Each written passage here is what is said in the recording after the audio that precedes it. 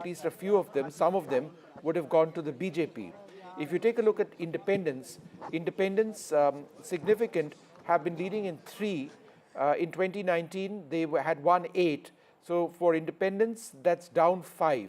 So among the independents and the JJP, how many actually went over to the BJP? Remember, the BJP, after having been in power for 2 terms, was fighting massive incumbency, and there was a sense that the Congress did have a certain wave, banking on issues like Agniveer, banking on the farmer issue, banking on infrastructure, urban development, the fact that roads in Gurgaon and many other places keep getting flooded year after year when it rains. The Congress seemed to have a lot of issues going their way in terms of issues. But these results seem to indicate that the strength of the leadership.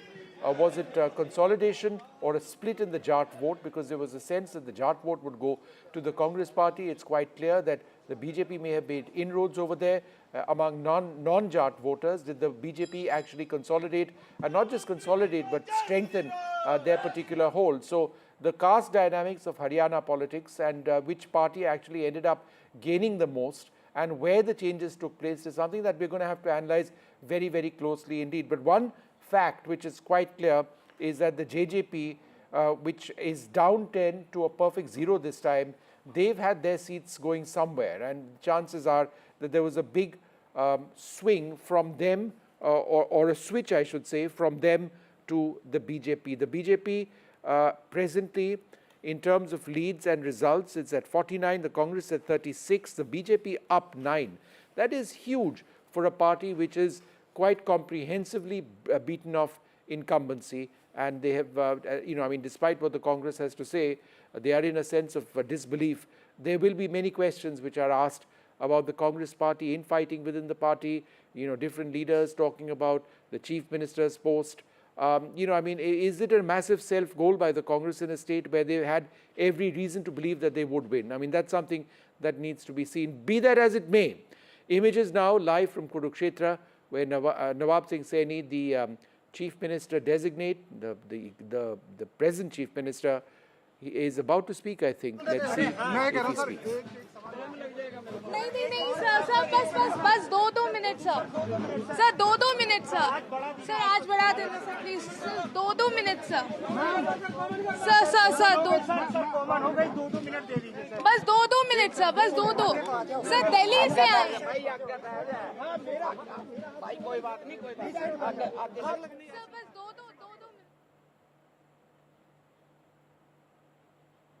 अभी बाद में sir 30 second आपको भी पता है sir 1 minute का time दीजिए sir 1 minute. Doesn't want to speak right now. I presume he'll give that. All these poor reporters traveling across the countryside been tasked to get that one soundbite of Mr. Saini. It would be nice if he obliges them. I'm sure he would at a certain stage. But prayers for the family over here. We just saw those images of him praying in Kurukshetra. We've got several reactions which have come in over the last little while, a sense of disbelief among members of the Congress, very strong candidates, and a sense of joy among BJP leaders. Let's take a look. Haryana के गरीबों ने, हरियाणा के वंचितों ने, हरियाणा के 2 करोड़ 80 लाख लोगों ने इस सरकार को चुना है, और हम आदरणीय मोदी जी के नेतृत्व के अंदर गति से आगे बढ़ेंगे. मुद्दा ये था कि हमने जितना हरियाणा के किसान के लिए, हरियाणा के जवान के लिए, हरियाणा के पहलवान के लिए किया है, कांग्रेस तो कर ही नहीं सकती है. और ये चीज लोगों को पता है. वो लोग किसी प्रकार की कोई बात करेंगे, वो जनता को जो सही बात है वही पसंद आएगी, जो गलत बात है पसंद नहीं आएगी. हमने किसानों के लिए भरपूर किया, बहुत काम किया है. इसलिए मैं तो आज इस समय इतना ही संक्षेप में कहना चाहूँगा कि जो चीज़ जनता ने महसूस की, कांग्रेस के भ्रम में नहीं आई है. यहाँ का लोकतंत्र, हरियाणा का लोकतंत्र बहुत ही परिपक्व है, जनता बड़ी परिपक्व है, और जनता ने एक हमारे कामों पर, मोदी जी की नीतियों पर एक मुहर लगाई है, और मैं इसका श्रेय जनता को देता हूँ, भारतीय जनता पार्टी के कार्यकर्ताओं को देता हूँ. ये हर उस लड़की की, हर उस महिला की लड़ाई है जो संघर्ष के रास्ते को हमेशा चुनती है. आज संघर्ष की जीत हुई है, सच्चाई की जीत हुई है, और मैं चाहती हूँ कि हमारे लोगों ने जो प्यार प्रेम दिया है, जो इस देश ने मेरे को प्यार प्रेम दिया है, उसको मैं हमेशा बना के रखूं, उनके विश्वास को हमेशा बना के रखूं. कि अभी वेट कीजिए थोड़ा सा, अभी सारे रिजल्ट नहीं निकल के आए हैं, एक सीट निकल के आ रही है. पहले हमारा भी पीछे चल रहा था, लेकिन हम भी लीड में आए हैं, तो अभी रिजल्ट चल रहे हैं, अभी क्लियर नहीं हुआ। जब सर्टिफिकेट हाथ में आएगा तो कांग्रेस पार्टी की सरकार बनेगी। देखिए, ये कांग्रेस के तरह तरह के रोने के तरीके हैं। ये कई फ्रिक्वेंसी में रोते हैं, ये फ्रिक्वेंसी धीरे धीरे बढ़ती चली जाएगी। ठीक है जी। तो भाई सुबह तो तुम नाच रहे थे, सुबह जो तुम कह रहे थे राहुल गांधी ने कमाल कर दिया, सुबह हुड्डा साहब कह रहे थे मैंने कमाल कर दिया, तो इलेक्शन कमीशन बदल गया। अब जो सवेरे था इलेक्शन कमीशन वही अब है इलेक्शन कमीशन। पर रोने के तरीके हैं इनके। So the BJP has taken a major lead in Haryana, as we already know, and I'm joined with Pradeep Bhandari here. Thank you so much for speaking to NDTV, sir.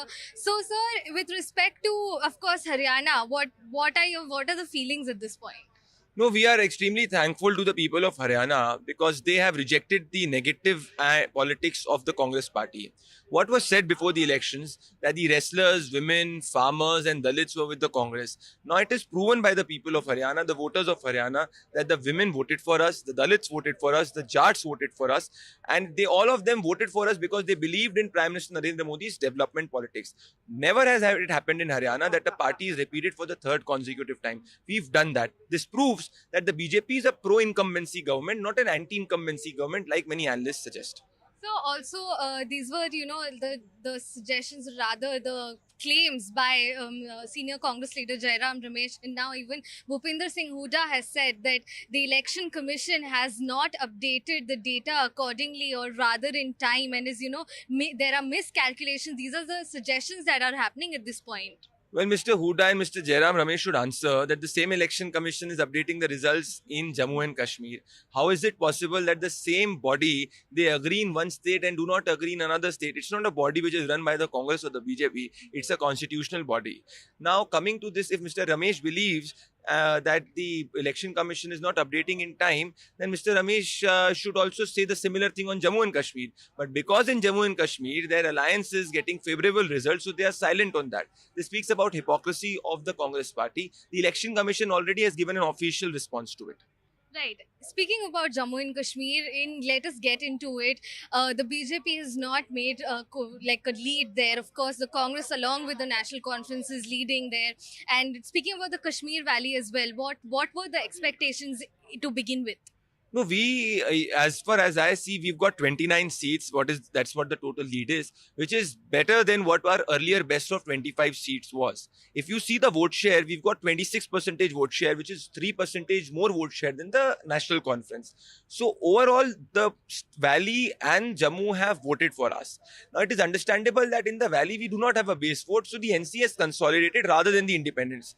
I am hopeful that we will touch a figure of 30, but even if you leave that aside, it's a vote for democracy, it's a vote for constitution, because for the first time Jammu and Kashmir witnessed a very historic voter turnout, and after that historic voter turnout, it has become final that if you compare two mainstream parties, which is the Congress and the BJP has got 3 times the seat of the Congress party and 3 times the votes of the Congress party. So when it comes to choosing between two mainstream parties, even in Jammu and Kashmir, the BJP is a preference, not the Congress party.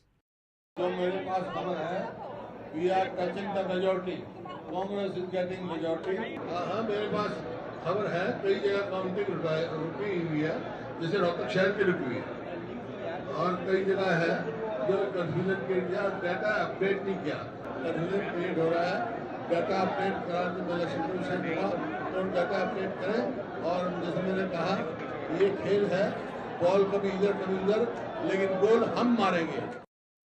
अब ये खबर आई है कि कांग्रेस के जो वरिष्ठ नेता हैं जयराम रमेश, उन्होंने एक कंप्लेन किया है चुनाव आयोग से, और उसमें ये कहा गया है कि पिछले लंबे समय से कई दौर की जो काउंटिंग हुई है वो रिफ्लेक्ट नहीं कर रहा है इसी की वेबसाइट। कुछ लग रहा है, ऐसा लग रहा है।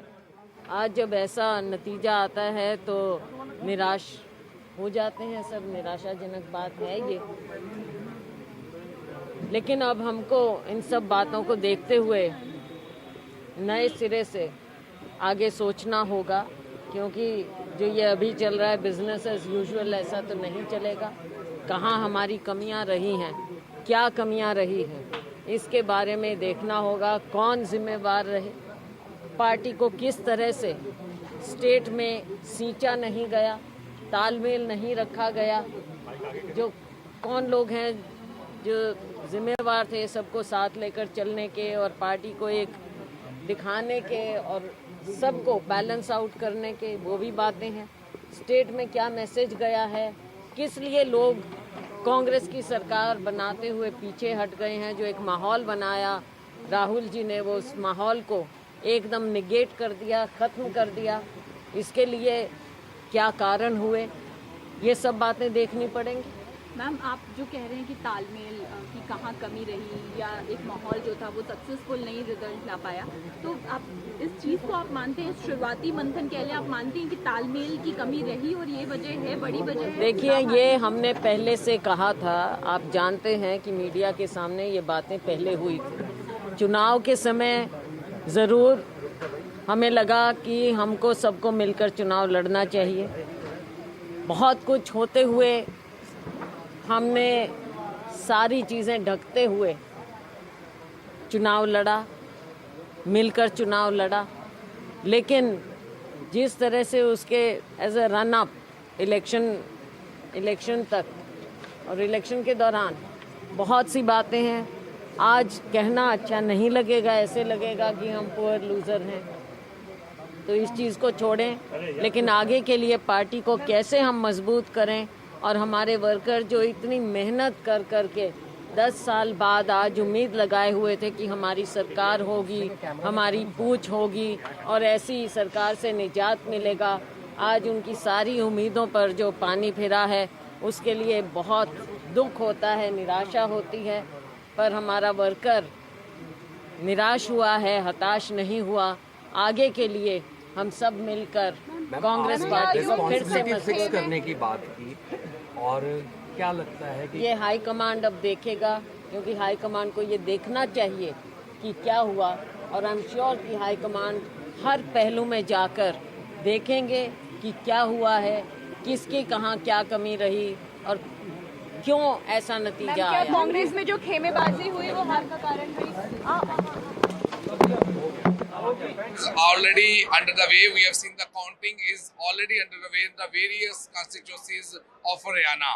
We have seen in the morning the Congress was showing in the trend that Congress was gaining power in the state of Haryana, but immediately after that, when the results were going on, and what we have learned after the ballot paper counting, immediately from the EVM, the result had gone down from the Congress side, and the trends were showing BJP is going up.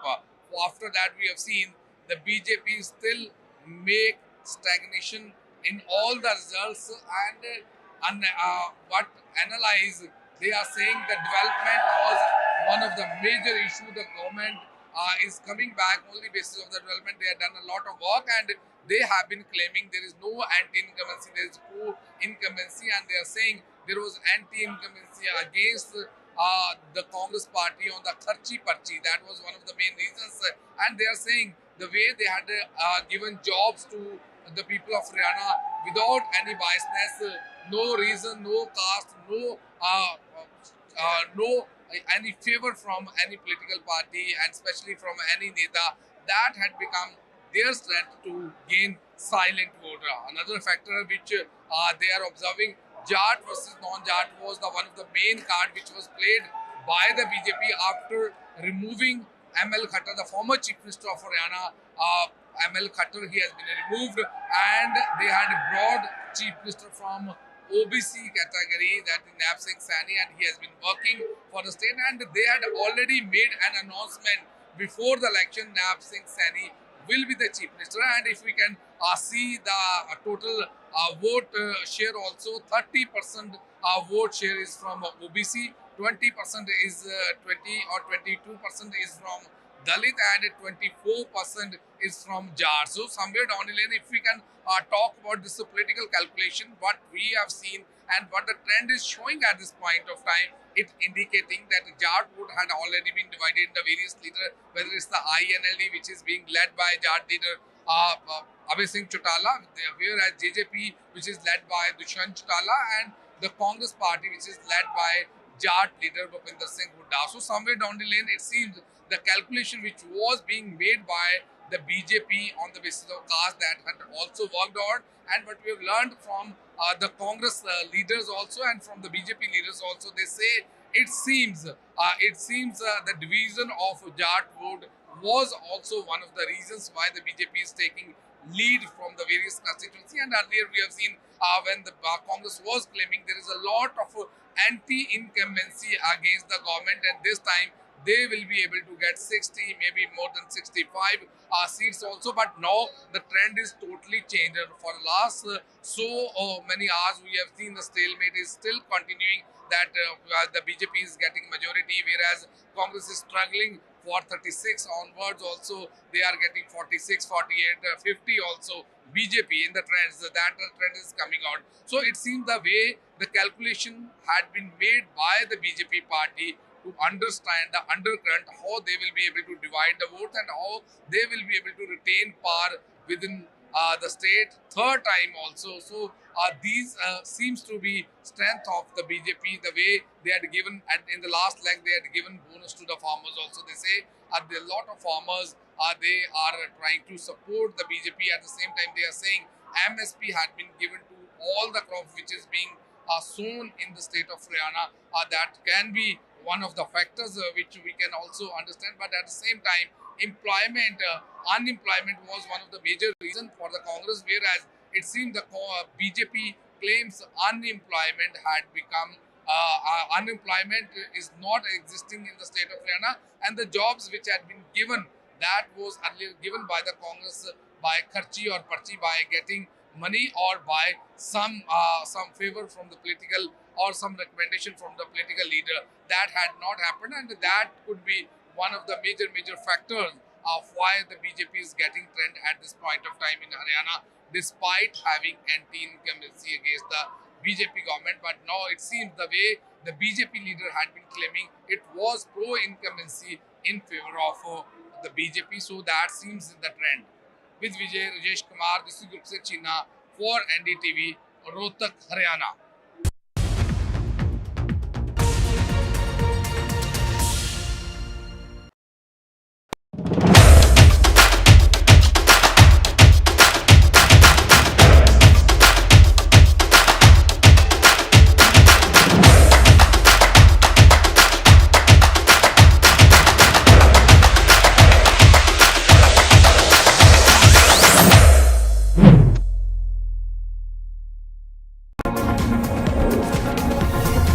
NDTV World Summit 2024, October 21st and 22nd, only on NDTV Network.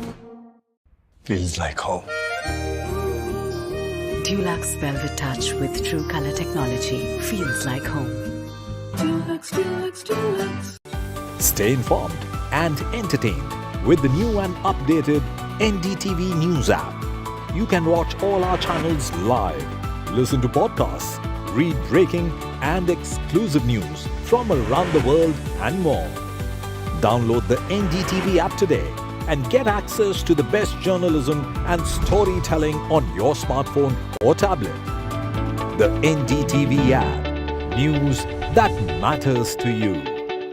I've been reporting on all issues big and small from Andhra Pradesh, Telangana, rest of South India, bringing you all the action, all that you need to know, all that you want to know. The energy of Maximum City is infectious. I bring in that energy in our news coverage from financial capital Mumbai. India's IT capital is always buzz. It's literally a city that never sleeps. And I keep you ahead on all the Bengaluru buzz. Covering from the southernmost part of India over the last 23 years, I bring in-depth and 360-degree coverage from the Dravidian heartland. The land of Mishti is also known for its bitter politics. I have seen much water flow under the Howrah Bridge, covering Bengal in all its vivid colors.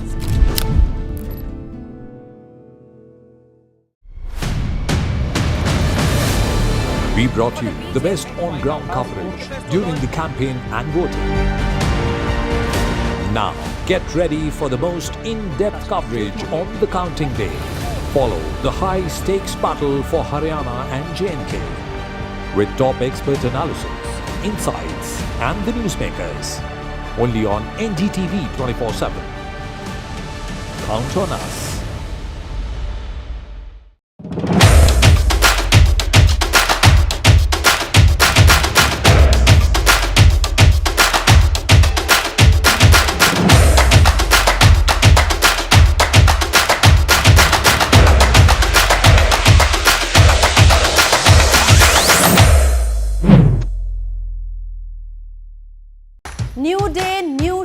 a new experience.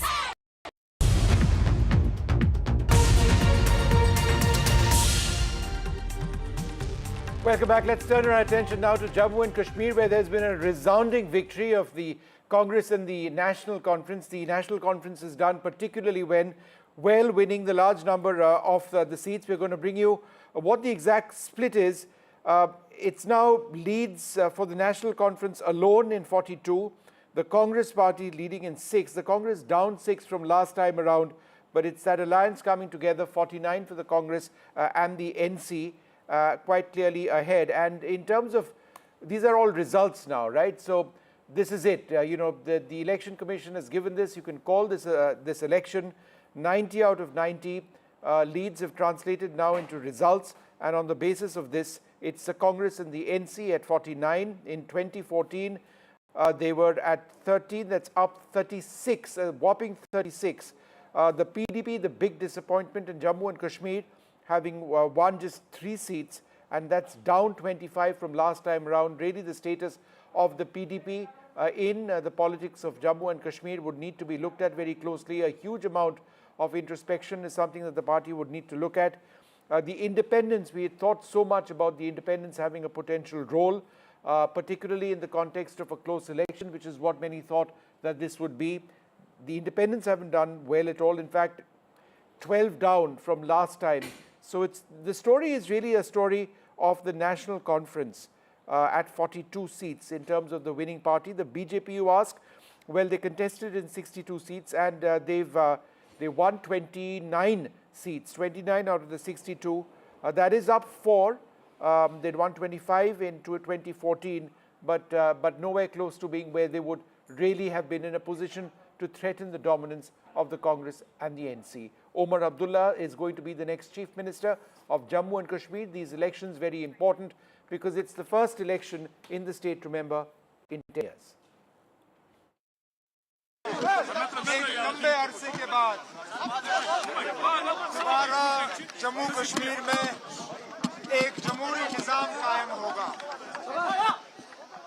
Jammu Kashmir के लोगों ने अपना फैसला सुनाया। वो फैसला हमारे सिर आंखों पर, अभी चंद सीटों के नतीजे आने बाकी हैं, लेकिन इस चीज़ से कोई इनकार नहीं कर सकता कि जम्मू कश्मीर के लोगों ने अगर एक तंजीम को पसंद किया है वो नेशनल कॉन्फ्रेंस को, और जो थोड़ी बहुत कमी रह गई थी वो हमारे अलायंस के पार्टनरों ने पूरी की। अब फिलहाल तो इस मौके पे मैं सिर्फ तमाम वोटरों का शुक्रिया करना चाहूँगा जिन्होंने इलेक्शन में हिस्सा लिया और उम्मीदवारों को कामयाब किया।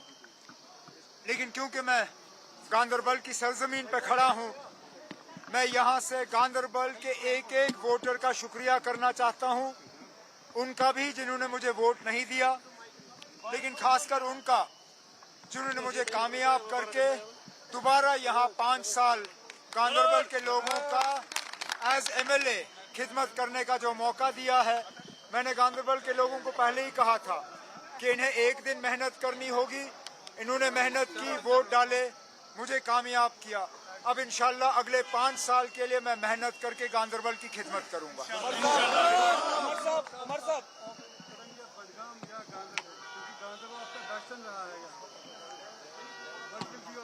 ना सर्टिफिकेट हाथ में लिए हुए अभी 5 मिनट भी नहीं हुए।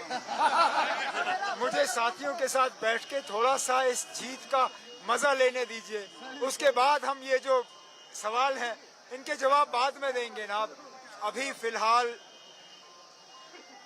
इस चीज पे मैं बात नहीं करूंगा। हमने लेजिस्लेटिव पार्टी की मीटिंग बुलानी है, लेजिस्लेटिव पार्टी का लीडर चुनना है, उसके बाद अलायंस के साथ बैठ के अलायंस का लीडर चुनना है। अलायंस का लीडर चुनने के बाद we have to stake our claim for government. So there are a lot of important things that need to be decided over the next few days. So let us decide those. Other things like which seat I will continue to represent is something I will decide in a few days. That has been given to you by people. What is this mandate for and what is it against? If there is one thing very clear, the people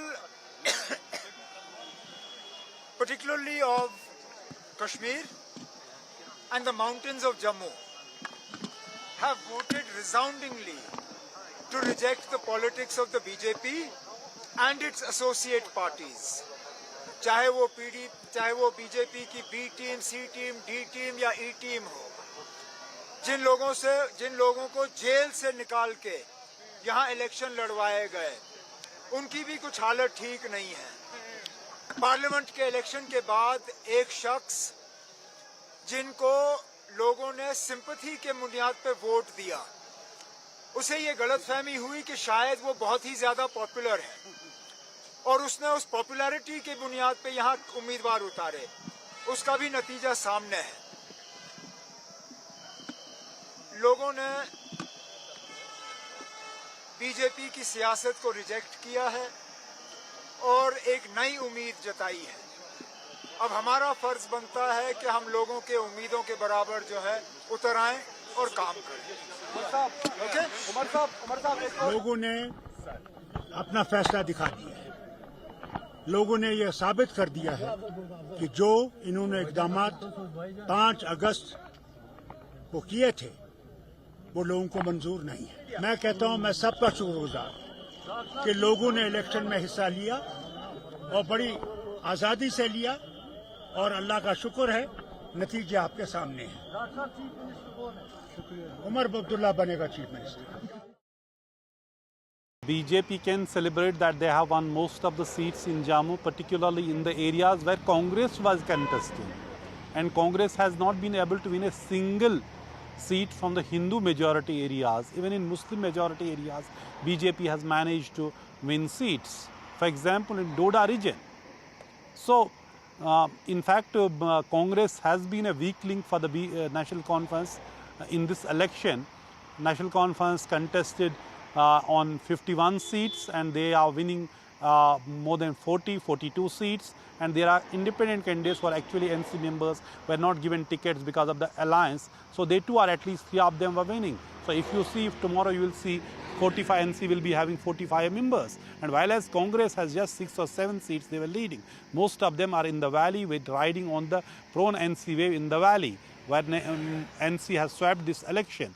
Having said that, Farooq Abdullah has declared Omar Abdullah as the next Chief Minister of Jammu and Kashmir. Now it would be the legislative party of the National Conference which will elect its leader of the leader, and then they will stake the claim before the Lieutenant Governor. And now there was a lot of fears that if there's a hung house, then what will happen, that Lieutenant Governor may appoint these 5 nominated members, and that can change the balance. But that's not now the case. In fact, former Chief Minister and PDP leader Nayab Mufti congratulate national conferences and people of Jammu and Kashmir for giving vote and ensuring there's a strong government, there's a stable government in Jammu and Kashmir, given the fact challenges are huge. And this election is important in many ways. For example, first election after a gap of 10 years, first election after abrogation of 370. People have given their verdict. Omar Abdullah is winning from both Ganderbal and the Badgam seats. Iltija Mufti, Mehbooba Mufti's daughter, has lost from Bijbehara. Sajjad Lone is winning from 1 seat in Bhandwara, but he has lost 1 seat in Kupara. He was contesting on 2 seats. Ravinder Raina of the BJP. Biggest setback for the BJP was, defeat of its president, the face of BJP in Jammu, Ravinder Raina. He was defeated by National Conference candidate Surinder Chaudhary from Navshera in Rajouri. And then Muhammad Yusuf Tarigami, the only Communist Party candidate who was backed by National Conference, has won from Kulgam. He has defeated Jamaat-e-Islami, who had announced that if they lose, it would be a defeat of Islam.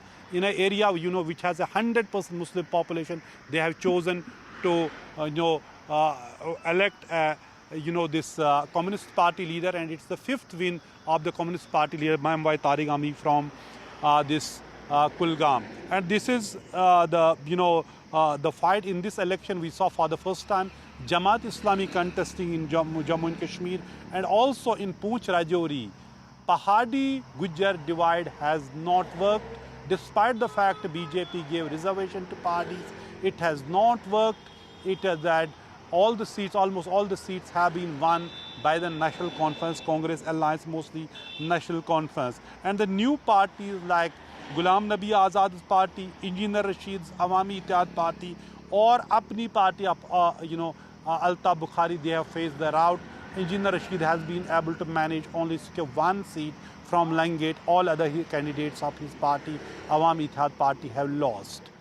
लग नहीं रहा है, मतलब हम जीत गए हैं और मैं शुक्रगुजार हूँ हंदवारा के लोगों का कि हालांकि चारों तरफ एक दूसरी वेव थी, लेकिन मैं कहाँ वो अल्फाज लाऊं। शुक्रगुजार करूँ अपने हंदवारा के लोगों का जिन्होंने हमें ये शानदार जीत दी है। हमारा ये होगा कि अब स्टेटहुड आ जाए, अब एक्सपेरिमेंट करना दिल्ली बंद कर दे, स्टेटहुड दे और यहाँ के लोगों को अपनी तकदीर का जो फैसला है वो खुद कर। प्रधानमंत्री श्री नरेंद्र मोदी जी ने जिस तरह से एक नैरेटिव बदला है इस देश में और राजनीति में एक नई प्रकार की संस्कृति को जन्म दिया है, यानी जिस चीज की जहां आवश्यकता है उसकी पूर्ति की जाए। धर्म, जात और वोट की राजनीति से ऊपर उठ करके जिस प्रकार से विकास हुआ है, लोकहित की योजनाएं पहुंची हैं। आप देखिए, जब कच्चे मकान पक्के में परिवर्तित हुए, प्रधानमंत्री आवास योजना, तो ये ना पूछा गया घर हिंदुओं का, मुसलमान का, ब्राह्मण का, ठाकुर का। लोगों की तरफ से ये अनुमोदन है कि हम मोदी जी का साथ देकर के उनके नेतृत्व में विकसित भारत की यात्रा में जम्मू कश्मीर को भी शामिल करने के लिए पूरी तरह से समर्पित है। एक्ट का आधार पर हम अच्छे चुनाव लड़े हैं। पार्टी, राष्ट्रीय पार्टी के द्वारा जम्मू कश्मीर लीडर्स भी पूरे एकजुट होकर चुनाव लड़े हैं और जम्मू में हमारा 98% सक्सेस रेट है जम्मू में, और कश्मीर में पहली बार वोट्स मिला है। आज़ाद के बाद पहली बार इतना विधानसभा में ज़्यादा सीट पहली बार मिला है, परसेंटेज भी वोट बढ़ा है और मेरा पूरा विश्वास है आने वाले दिन में और ज़्यादा मेहनत करेंगे नरेंद्र मोदी जी के नेतृत्व में। जो जम्मू कश्मीर विकास करना हमारा लक्ष्य है, जरूर करेंगे, जनता का सेवा करेंगे।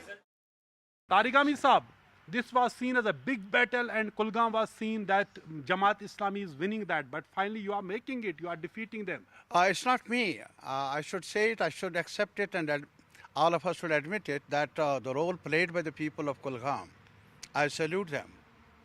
It's they who fought for Kulgam, for Kashmir, for the rights of the people of Kashmir, and defeated those who became collaborators of the government after going through a big turmoil or initiating the turmoil in Kashmir. They were sitting in the front row of the turmoil. Now, all of a sudden, there was a U-turn. With the blessings of those in power, they tried to defeat the people. They tried to defeat the aspirations of the people. And I remember during campaigning, Jamaat Islami candidate said it is, if he loses, it is a defeat of Islam. And then people chose not to vote for a religious-based party, and instead 100% Muslim society constituency voted for a communist party member. This is exactly how they were exposed, that mere going for a vote after so much of turmoil and so much of violence which they initiated, which they were part of it, and now they put it as Islam versus something, the people's interest, the people's aspirations of the Kulgam area. It's not lost for Islam, it is lost for their demagogic politics. It is lost for their double face. It is lost for the deceptive politics of Jamaat Islami.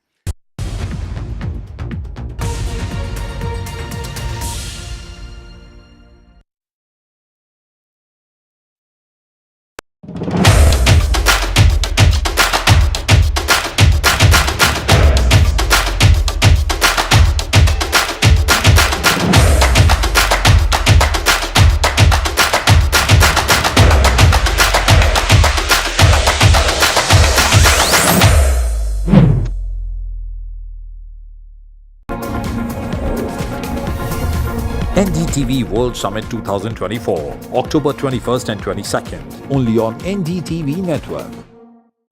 Stay informed and entertained with the new and updated NDTV News app. You can watch all our channels live, listen to podcasts, read breaking and exclusive news from around the world and more. Download the NDTV app today and get access to the best journalism and storytelling on your smartphone or tablet. The NDTV app. News that matters to you. I've been reporting on all issues big and small from Andhra Pradesh, Telangana, rest of South India, bringing you all the action, all that you need to know, all that you want to know. The energy of Maximum City is infectious. I bring in that energy in our news coverage from financial capital Mumbai. India's IT capital is always buzz. It's literally a city that never sleeps. And I keep you ahead on all the Bengaluru buzz. Covering from the southernmost part of India over the last 23 years, I bring in-depth and 360-degree coverage from the Dravidian heartland. The land of Mishti is also known for its bitter politics. I have seen much water flow under the Howrah Bridge, covering Bengal in all its vivid colors.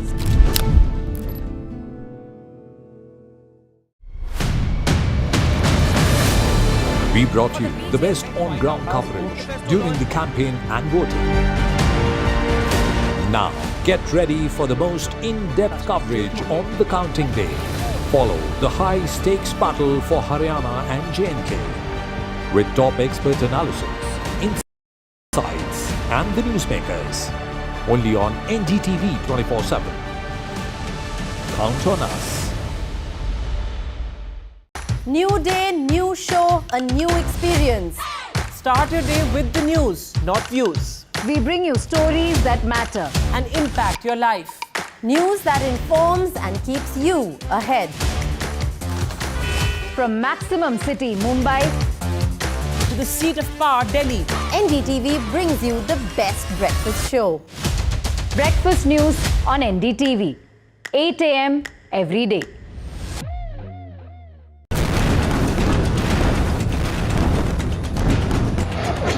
From the heart of city in Beirut, a city which is scarred by violence and caught between the crossfire between Israel and Hezbollah. A war which started a year ago between Israel and Hamas has now spilled over to Lebanon. NDTV is on the ground to bring latest updates, in-depth analysis and how the evolving war has impacted this country. Stay tuned for latest updates.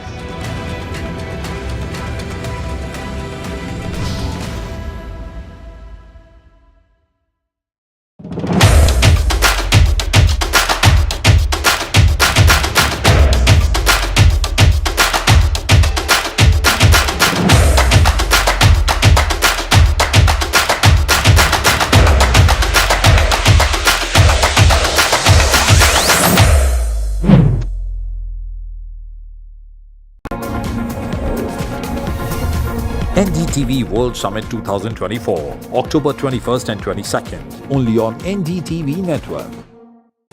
Stay informed and entertained with the new and updated NDTV News app. You can watch all our channels live, listen to podcasts, read breaking and exclusive news from around the world and more. Download the NDTV app today and get access to the best journalism and storytelling on your smartphone or tablet. The NDTV app. News that matters to you.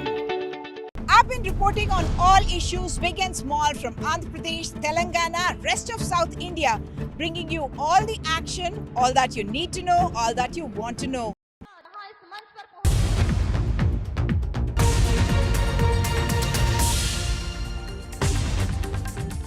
Results with NDTV. I'm Gargi Rawat. Coming up ahead, the BJP set for a third term in Haryana, while in Jammu and Kashmir it's national conference and the Congress party. Let's take a look at the headlines. The BJP's historic hat-trick in Haryana, resounding victory, leading in around 48 seats of the state's 90 assembly constituencies. BJP puts up its best ever show. Big celebrations are planned at the headquarters today evening.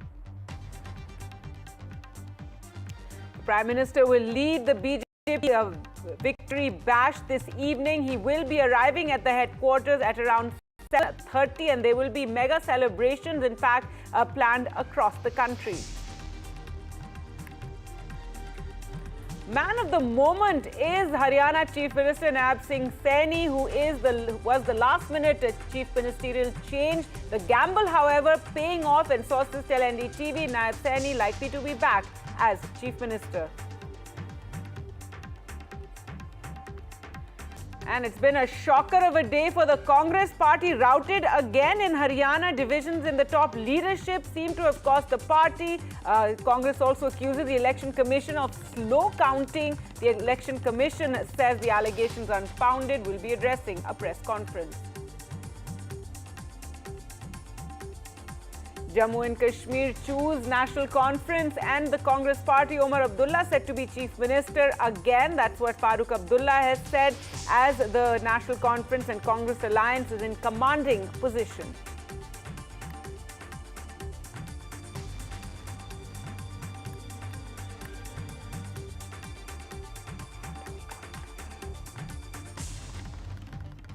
All right, so big jolt to the Congress party that was confident of victory in Haryana. They're addressing a press conference. Let's listen in.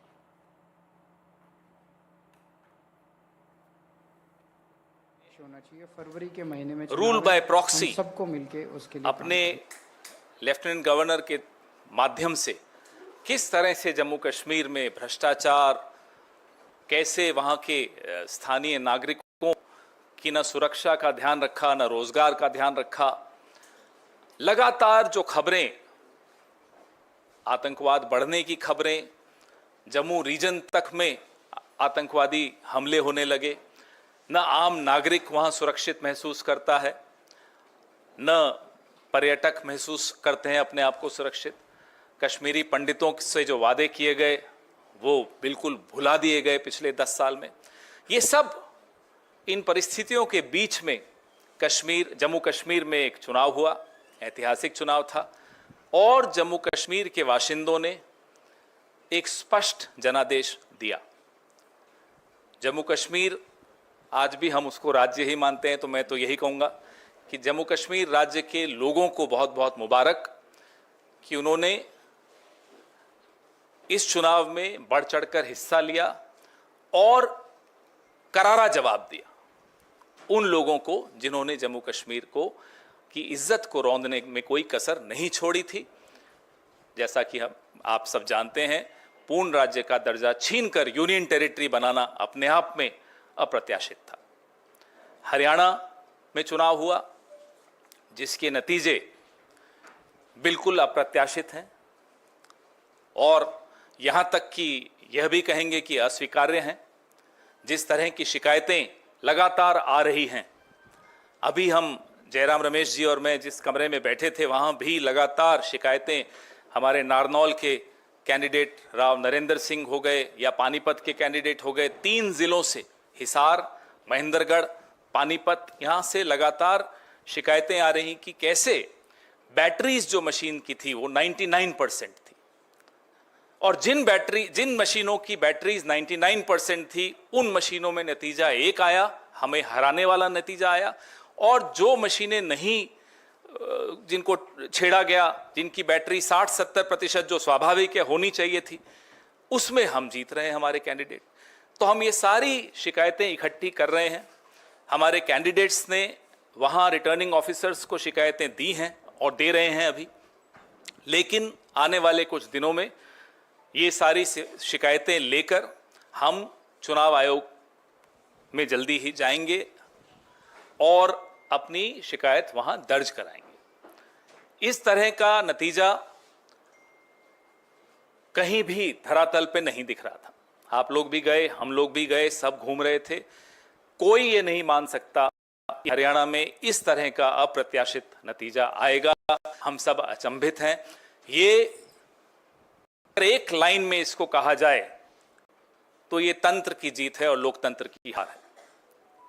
हम इसे स्वीकार नहीं कर सकते।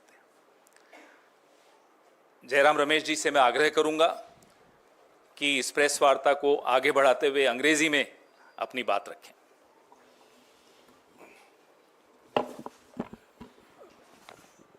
मैं सिर्फ ये बात कहूंगा कि जम्मू और कश्मीर के जनता ने स्पष्ट जनादेश दिया है addressing a press conference after the results of Haryana and Jammu and Kashmir, first praising the results in Jammu and Kashmir, talking about the challenges there with the Lieutenant Governor. Remember, that's where National Conference has done exceptionally well in the valley, and the BJP, though, did do reasonably well in Jammu region, where they got 29 seats. The Congress, however, hasn't done so well in Jammu and Kashmir. But let's talk about Haryana, which has been the big jolt for the Congress party that was expecting to win. And remember, all exit polls also predicted a Congress victory in the state. However, the Congress party, it started off its day very positively. You saw celebrations at the Congress headquarters as well, with dhol and jalebis being distributed, and the Congress leaders also making statements about their expectations from the state. But then around mid-morning is when the scenario totally changed, and you saw the BJP coming into the lead. And even now, as you can see on the screens there,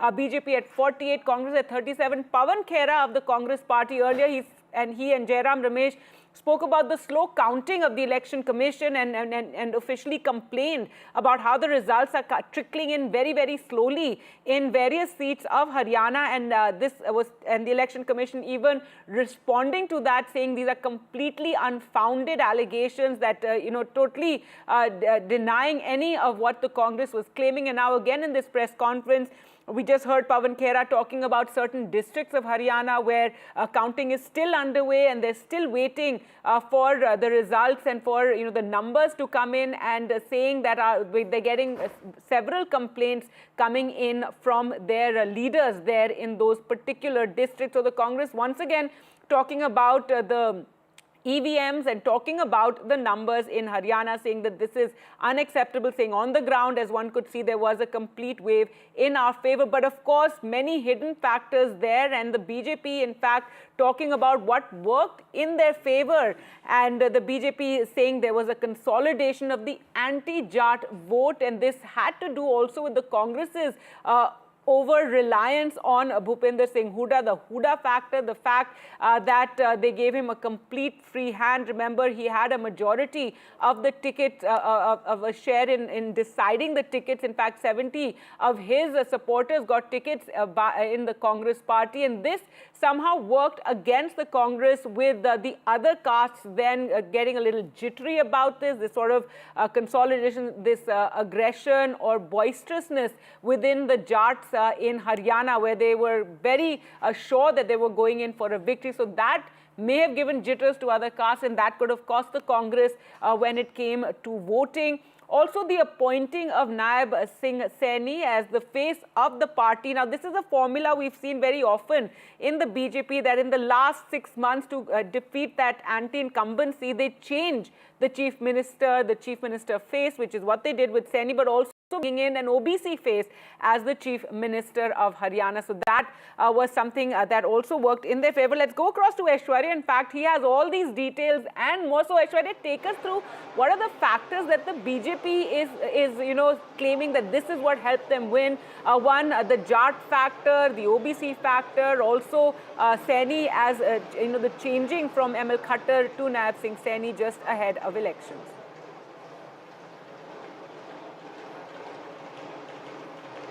Well, although the Bharatiya Janata Party leaders were very confident of their victory, and they were saying it from day one, as there were several moves by the Bharatiya Janata Party central leadership during the campaigning as well, and how the entire strategy of the BJP turned the election results in favor of them. Senior leaders now coming out in open and revealing the factors to us as to what led Bharatiya Janata Party win for the third straight time, beating the anti-incumbency. Very importantly, about the consolidation of anti-Jat vote. Remember, the Congress has projected Mr. Hooda, and it was stated by the senior leadership from the Bharatiya Janata Party to us that projecting Mr. Hooda and having a Jat lead leader will certainly was mind of the voters that they will dominate the other communities in Haryana, particularly the Dalits, OBCs, Punjabis and other communities as well. And therefore the reason perhaps the other communities came in favor of the Bharatiya Janata Party. Altogether, it was also stated to us that Jat voters were very vocal at the time of elections, and that's what they also stated during several surveys that were done internally by the parties and different agencies about voting to Congress. But the other supporters were completely muted, and they were voting in favor of the Bharatiya Janata Party. Appointing in last 6 months Nayab Singh Saini is something that Bharatiya Janata Party had played a trump card according to them, with defeating the anti-incumbency of almost 10 years. And it was Home Minister Amit Shah himself who stated that under the leadership of Nayab Singh Saini, the Bharatiya Janata Party will work forward for the development of the state. Apart from it, remember, it was Prime Minister Narendra Modi in one of his rallies attacked the Congress party about the Kharchi and Parchi schemes, that it was corruption under the ruling of the Congress party. In 10 years, it was paid job that youth gets, and therefore the reason perhaps if Bhupinder Singh Hooda's government comes again in the Haryana government, then this Kharchi and Parchi politics will start again, and that's the attack which also connected the youth across Haryana to get votes in favor of them. Lastly, it was farmer agitation. The second phase of the farmer agitation completely came in support of the Bharatiya Janata Party. In fact, not opening the Shambhu border. Remember that verdict by the High Court to open up the Shambhu border, and later the Supreme Court stated that let's talk to the political parties and also the agricultural units as well. And many of those were not very much happy with the kind of agitation, and that particularly led the massive law that could create a massive law and order situation if the Shambhu borders would have opened. And certainly a large number of farmers also came in support of the Bharatiya Janata Party. Several key points making over here, but remember, we cannot let the Agniveer promises that were done as far as 100% government jobs to the youth in Haryana as well, where the Congress party and the opposition attacked the Bharatiya Janata Party over there. That also played a huge role among the armed services and the youths who were inducted in the Agniveer scheme. So these are the major factors now being revealed to the NDTV as far as the senior leadership of the Bharatiya Janata Party after that crucial meeting that happened at Manohar Lal Khattar's residence to us, that clearly went in favor of the Bharatiya Janata Party and got an historic mandate for the third time. All right, and celebrations planned at the headquarters, and at 9 o'clock across BJP headquarters in the country, they will be celebrating this resounding victory, getting a hat-trick in Haryana. Well, let's go across to Nazir now for more on Jammu and Kashmir, where it's the National Conference and Congress there coming, though National Conference is the party that swept, and Farooq Abdullah declaring that Omar Abdullah will be the chief minister. The BJP, though, improved on its performance of 2014.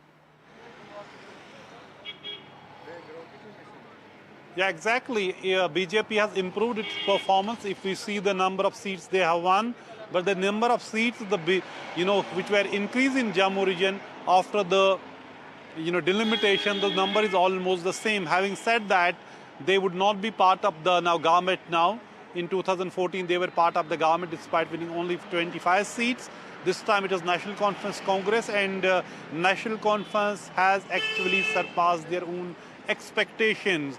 They were not expecting even these 42 seats, and plus there are 3 independents who continue to be NC members but contested election because they didn't get seats because of the seat sharing arrangements with the Congress. For example, Tarelal, who has won from Inderwal. It's a 90% Muslim dominated constituency in Kishtwar district, but Tarelal has won. All other candidates, including BJP candidates who are Muslim candidates, they have lost. And similarly, Muzaffar Khan in Thanna Mandi, he has won. He's also an NC member, could not get the mandate because of seat sharing arrangement. Seat was given to the Congress. And similarly, Shabir Kule, another Congress NC leader, he didn't get the ticket from Shopian. So if these 3 come back, that means the NC tally will go to 45. And then Congress has won only 6 seats. Mostly they are from 5 from Kashmir Valley, clearly riding on the pro-NC wave in the valley, because in Jammu, if it was vote for the Congress, in Jammu they could have done well.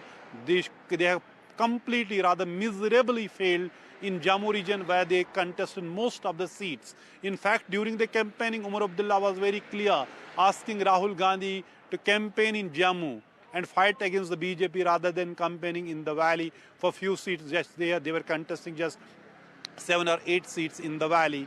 Having said that, this is the first such victory of the National Conference after 1996 election, and first election when any party has got so many seats.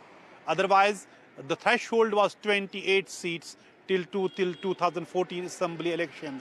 So the first election under the Union Territory status, first election after the abrogation of 370, first election after a gap of 10 years, and National Conference has reiterated that they will pass a resolution after this one assembly is convened, rejecting the centre's decision of abrogation of 370 and stripping J&K of its statehood. This is what Omar Abdullah had told us before campaign, elections started, and now today party's General Secretary Ali Muhammad Sagar reiterated that commitment while speaking to us a while earlier today. So it is, NC has actually swept the valley. It has won most of the seats in Poonch Rajouri region, where actually BJP's caste-based politics like reservation politics could not work. BJP had given ST status, scheduled tribe states, to Pahadis, hoping to win seats from there, but that has not happened, because now most of the seats, even from Poonch Rajouri, has been won by the National Conference, including the seat where BJP President Ravinder Raina was contesting. He was defeated by National Conference candidate Surinder Chaudhary by a huge margin from the Navshira constituency. So it is a fascinating election in many ways. Jamaat Islami, which was contesting election after boycotting them, calling them wrong, and terming those who have contested the election as traitors for many years, and was a fountain of a separatist movement in the valley. They contested election but miserably failed. They could not win a single seat. Though they were in a strong contender in the Kulgam constituency, but their CPIM's lone candidate, who was backed by National Conference, has won Kulgam seat as well. Iltija Mufti, Mehbooba Mufti's daughter, has lost in this Bijbehara constituency. In fact, it was a rout for the PDP in Jammu and Kashmir. They have just won 3 seats. Just imagine 28 seats in 2014, just 3 seats in this election. And also People's Conference, just 1 seat for Sajjad Lone. Engineer Rashid, when there was a lot of buzz, fanfare that he will be a game changer in this election, he has just ended up winning 1 seat, and all other seats he has lost. So is Altaf Bukhari, new party which was created after abrogation of 370. All its candidates have lost, including Altaf Bukhari. So the way we have seen NC has performed in these elections, it has actually swept this election and defeated all the new political players which center or the government wanted to create here, and all those new players, including 44% independent candidates. All of them, that's almost right. all of so them the independent, and smaller lastly, parties. NC's strike rate was. Yes. Last point. NC's strike rate has been 75%. 75%. BJP's is 46%. That is very crucial. So we did hear the BJP in charge for Jammu and Kashmir saying in Jammu their strike rate was 60%. But thanks so much, Nazir, for joining us with a roundup of the results there. Resounding victory for the National Conference. Let's go across now to Tanushka, who joins us from the BJP headquarters, where all preparations, Tanushka, are underway for a big celebration. The Prime Minister is going to be arriving there, as we see happen every time the BJP has a big victory. He will be addressing the Karyakartas, the BJP workers, and there will be celebrations in BJP headquarters across the country as well. So the BJP really trying to, emphasize this victory in Haryana. Right, of course, Gargi, because this was the celebration, rather the exit polls that the BJP turned around. It was a complete 180. Congress was expecting to win, but the BJP has taken the lead in 49 seats out of 90 assemblies.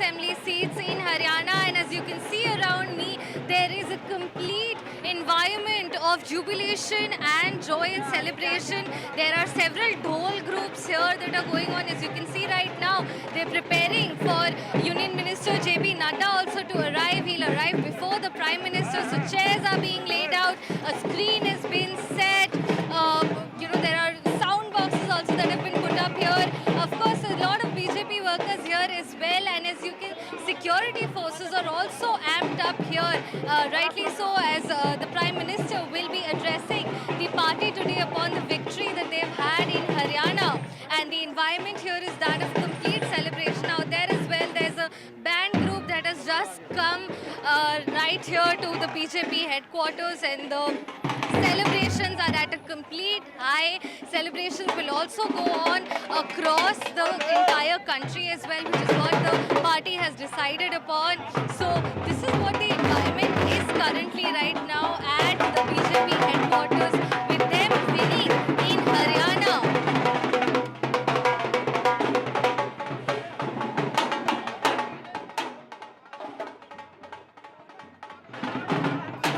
For joining us with a preview of the celebrations that will be taking place later. So the preparations there are fully underway. We'll also be going across now to R.P. Singh, spokesperson of the BJP, and D.P. Kaushik, spokesperson of the Congress party, in just a moment. But first, let's go across to my colleague Maria, who's going to take us through these election results. Over to you, Maria.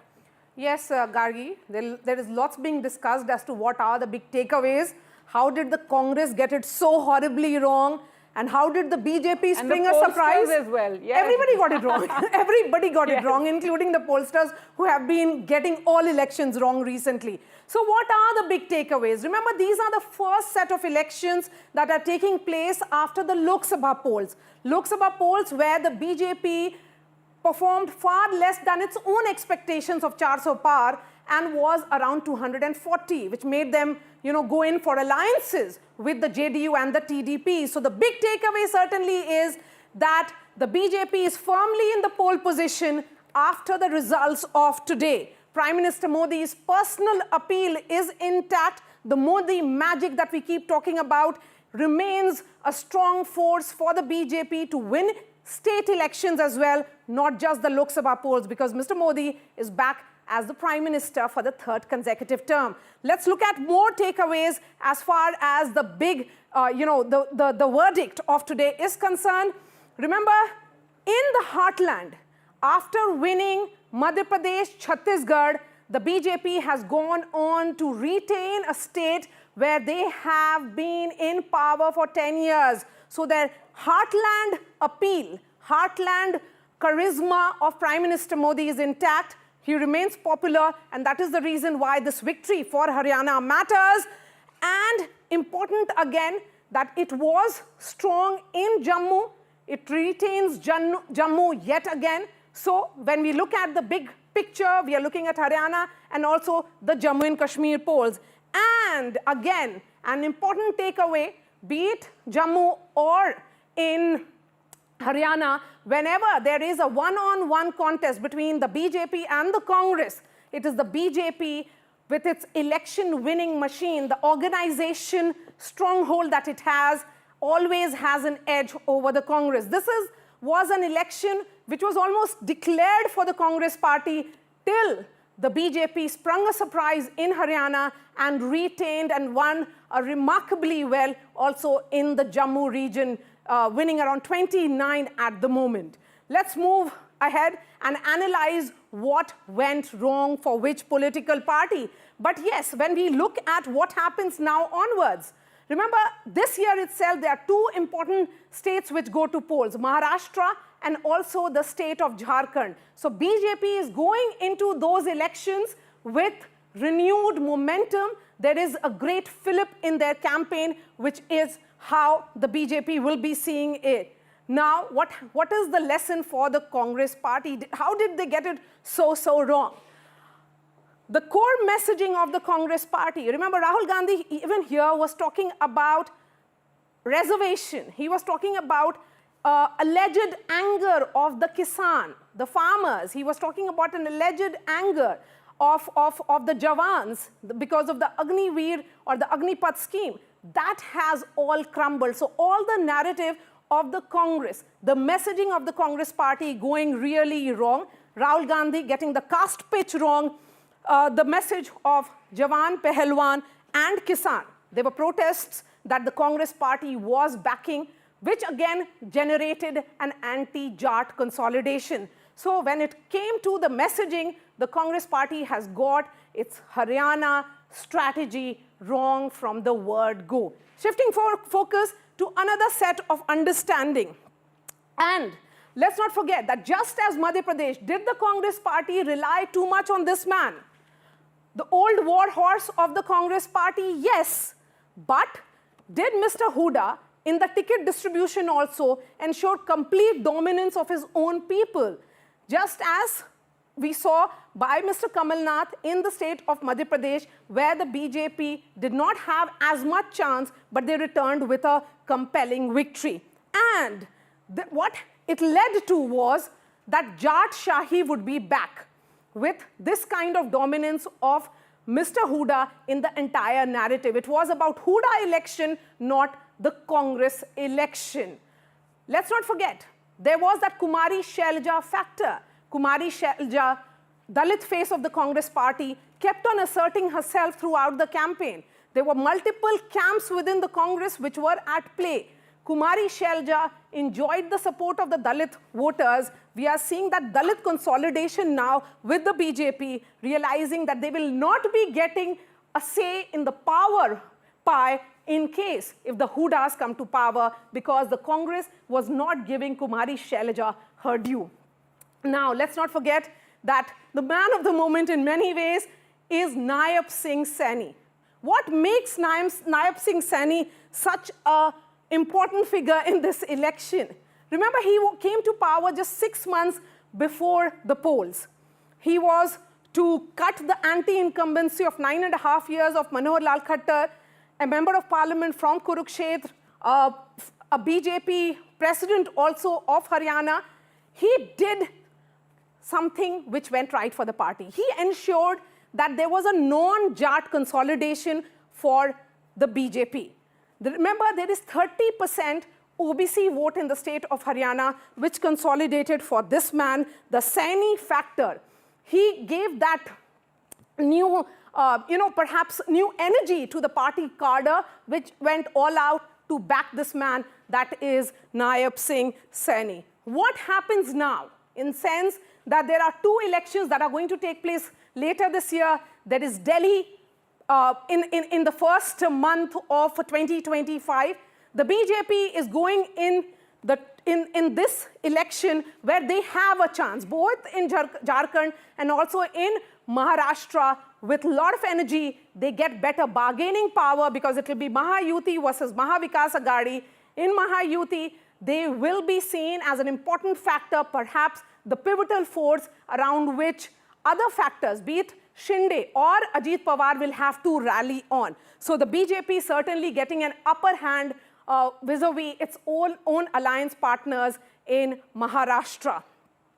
Of course, as I said, it's a big setback for the Congress party. In Mahavikas Aghadi, they have to really look at how they will be doing seat-sharing formula or seat-sharing negotiation, because Uddhav Thackeray will be saying and telling them that in a one-on-one contest with the BJP, you tend to lose. So the big picture, the micro and macro picture, all being decoded by NDTV right here. So Gargi, as they say, it's a very interesting play how it has played out.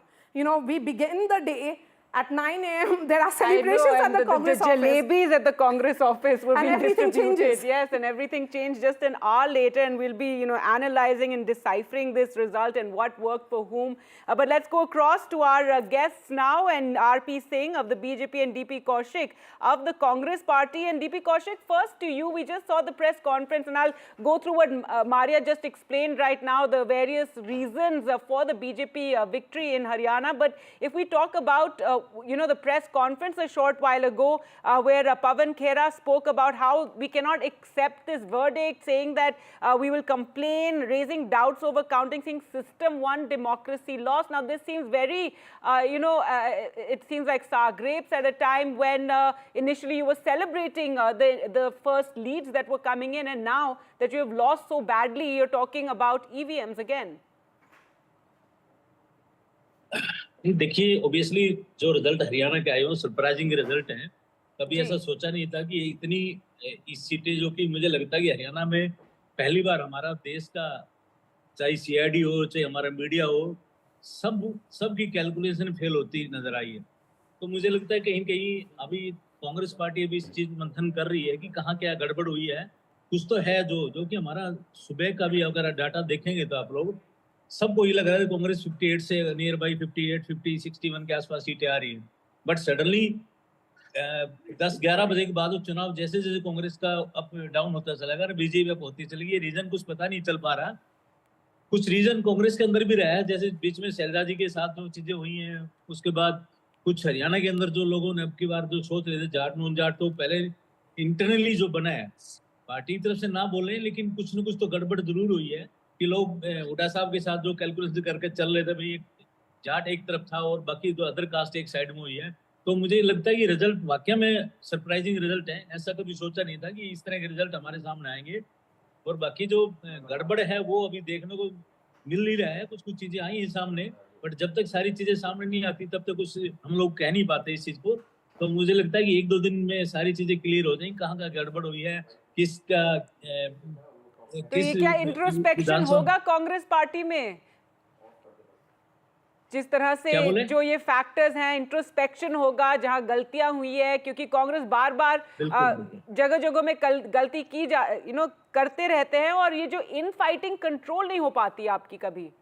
सोचना पड़ेगा कांग्रेस को। अगर ये नहीं करेंगे तो मुझे लगता है कि हरियाणा में जिस तरह के रिजल्ट अब की बार आए हैं, इन फ्यूचर कांग्रेस के लिए वो अच्छा नहीं है।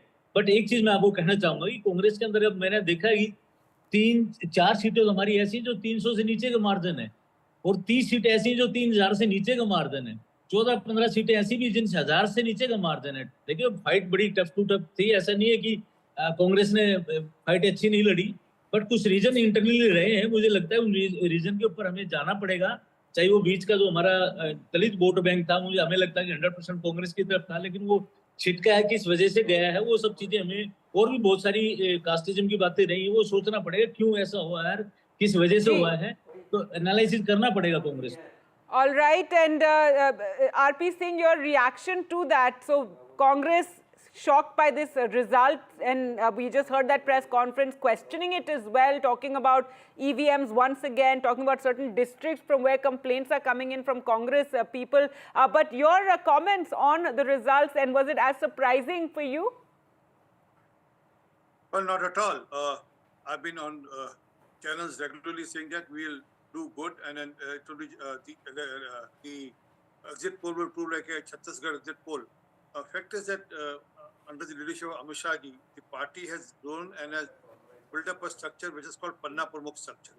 Every polling booth has a Panna Pramukh, and then we have Tridev system over it, and then over it we have the Shakti Kendra, and then we have the Mandal, and then the districts. So that system is so well oiled, machinery is so well oiled, that it is very difficult for party to lose elections. I mean, if we lose it, there will be a big reason for it. And also, I'll give you an example. A friend who stays in Kulgam, I was not handling Haryana, I was in Jammu and Kashmir. So there's a friend who stays in Kulgam, he called me up other day and said, RP, please tell your guys, this is the name of the person. He gave me the name of the person. He said, please tell him not to come and bother me again and again. He has already come to my house 5 times. He's asking me what car I'll go. Do you need any conveyance? Do I need a conveyance to go and voting? So the proper follow-up, proper chasing up each voter, targeting and marking the voters. So that's the process which Mr. Amit Shah ji has built up in the last few years very well, and very well oiled machinery has been built up. So it's the ultimate result of the Panna Pramukh and the Shakti Kendra and the party polling booths in charge and 3 days all put together has got us this result, and also obviously the leadership of Prime Minister Modi ji. All right, and a quick comment on Jammu and Kashmir as well, where the National Conference has done resoundingly well. They've, got the Congress and National Conference together 49 seats. BJP also improving on its performance of 10 years ago. Well, Jammu Kashmir is on expected line. We have done fairly well. We have got 29 seats. Our target was around 33 seats, but we have done fairly well in Jammu region. We knew that it will be very difficult for us to win seats in Kashmir. We tried our best in the valley. Congress has only 6 seats, if I've seen, and 2 out of them is from Jammu. It means they have been wiped off from the Hindu belt. They have not won a single seat in the Jammu region or the Hindu dominated seats. And also, they have got only 4 seats in valley also. So they are piggy-riding National Conference. And then there's a complete consolidation of votes for National Conference in Valley. So congratulations to them. And then we hope that they will build up to the Naya Kashmir thought of the Prime Minister. They'll work in tandem with the center and then ensure that the progress made by Kashmir in last few years will continue. And then the violence will be curtailed. And also ensuring that although they made promises for people who are terrorists, the families, members of terrorists to be given some jobs, they will not stick to that, and then more look for the more towards the progress of the Kashmir than the other narrative which they have built up. And also, it's the first time there's a firework in Kashmir, and a different sort of firework. I mean, I've seen Kashmir right. with 92 firework. There's a very different firework happening in Kashmir today. All a different sort of firework. DP Kaushik, now coming back to you, lots for the Congress to firstly introspect on this election, but you have more elections to fight. And Maharashtra is the other big one coming up. Jharkhand, of course, Maharashtra, where again there has been talk of issues between the alliance partners. So जो हरियाणा का election result रहा है, इसका impact हम महाराष्ट्र के जो alliance talks हो रहे हैं उस पर भी देखेंगे. देखिए, बिल्कुल आप जो ठीक कह रहे हैं, इस बात को तरीके से संगठन को देखना पड़ेगा, कांग्रेस के संगठन को, कि किस चीजें कहां पे क्या हो सकता है, क्योंकि अब की बार जो रिजल्ट अनएक्सेप्टेड रिजल्ट है उसके बारे में कांग्रेस पार्टी को बिल्कुल अच्छे से माने राहुल गांधी जी को, माने संगठन को, सबको देखना पड़ेगा कि ये चीजें कहां क्या हो सकता है, क्योंकि अब जो सिस्टम मुझे देखने को मिल रहा है इसमें तो जहां आगे चुनाव होने वाले हैं उस चुनाव में कई चीजें जो हम लोगों तक नहीं पहुंचा पा रहे, जो हमारे मुद्दे हैं वो लोगों को समझ में नहीं आ पा रहे, तो रीजन बहुत सारे हो सकते हैं. क्योंकि हरियाणा के अंदर भी हम देखेंगे जिस तरह की चीजें हरियाणा के अंदर थी ना, किसानों की बातें करें, हम खिलाड़ियों की बातें करें, वो सब चीजें हम कोई भी हमारे पक्ष में नहीं गई. तो मुझे लगता है कहीं न कहीं इस कांग्रेस पार्टी को अपनी स्थिति चेंज करनी पड़ेगी और तरीके से सीरियसली चुनाव लड़ना पड़ेगा. आपको क्या लगता है, आप बहुत सारे मुद्दे थे जो कांग्रेस ने उठाए इलेक्शन से पहले, अगर जवान की बात करें या किसान की बात करें या पहलवान की बात करें, और कास्ट इशू ऑल्सो भी उठाया गया था कांग्रेस पार्टी ने, लेकिन ये जो इंडिपेंडेंस का फैक्टर है इसके बारे में क्या कहना है, क्योंकि जो बीजेपी हम देखते हैं जो उनकी इलेक्शन मशीनरी होती है वो there in it to win it, तो वो हर सीट का छानबीन करते हैं और कहा जा रहा है कि बहुत सारे इंडिपेंडेंट्स खड़े किए गए थे. It's being said by some analysts by the BJP only, and then in many of the seats, so this divided the vote. Your comments on that, और ये क्या आप देखा गया है, ये मतलब, और बीजेपी भी हर सीट का देखते हैं, specially in the Jat belt, that many strong Jat independent candidates were put up. नहीं, बिल्कुल ठीक कह रहे हैं आप. ये देखिए, कांग्रेस ये इंडिपेंडेंट जहां तक बात करें, हमारे बीजेपी से भी थे, कांग्रेस से भी इंडिपेंडेंट तो हर जगह थे. वो जो वोट बैंक की राजनीति शायद मुझे लगता है कि कांग्रेस पार्टी नहीं समझ पाई, जो इंडिपेंडेंट की चीजें जो बीजेपी की तरफ से खेल ली गई हैं, उसको अगर समझ लेते तो शायद मुझे लगता है इतना नुकसान नहीं होना था ये. बट फिर भी जहां तक इंडिपेंडेंट की सवाल आती है तो देखिए, अब 3-4 हमारे जो इंडिपेंडेंट आए हैं वो दोनों पार्टियों से, कांग्रेस से भी है, बीजेपी से भी है. तो ये जो खेल लगाया था, बीजेपी ने अपने जो पॉलिटिक्स अच्छी खेली उन्होंने, कांग्रेस शायद इस बात को हम लोग नहीं समझ पाए. और एक जहाँ तक कास्टिज्म की बात आती है, जाट नॉन जाट की चीजें आई हैं, हुड्डा साहब के साथ मुझे कहीं कहीं लगती नजर आई. बीच का जो सीन था, वो जो शैलजा जी के जो 3-4 दिन जो हमारे उसमें रहे हैं, वो वोट बैंक वहां से चीजें कुछ डाउन होना शुरू हो गया था. वो तो वो चीजें भी हमें मैनेज करने में नहीं कर पाए। तो आगे से मुझे लगता है कि ऐसी चीजें ना हो, तो इसके बारे में और जो जहाँ पर इस टाइम में चुनाव होने वाले स्टेटों में, वहाँ हमें अच्छी तरह से बिल्कुल संगठित होकर चुनाव लड़ना पड़ेगा। All right. Well, thank you so much for joining us, RP Singh. Congratulations, and DP Kaushik. Lots to think about for the Congress party. Let's now focus on the Jammu and Kashmir elections, which have been a historic election given it's come after 10 years. A resounding victory for the National Conference, the Congress doing not so well, and the BJP doing well in the valley. Let's go across to my colleague Vasudha, who will break it all down for us. Well, thank you, Gargi. The National Conference and the Congress Alliance have struck it right in Jammu and Kashmir this time, and well, they have surpassed the majority mark of course, going beyond 47 in the 90-member assembly. And there are, of course, very important takeaways of this election. But let me also tell you why this election was historic to start with on many counts. First of all, it is the first assembly election happening after a gap of 10 years. It is the first assembly election happening after the abrogation of Article 370. In fact, there will be finally an elected assembly in place in Jammu and Kashmir after 6 years. So that makes it historic. Of course, the outcome has also been very interesting. 5 big takeaways. The first, of course, it's a big win for democracy in Jammu and Kashmir, and I'll tell you why.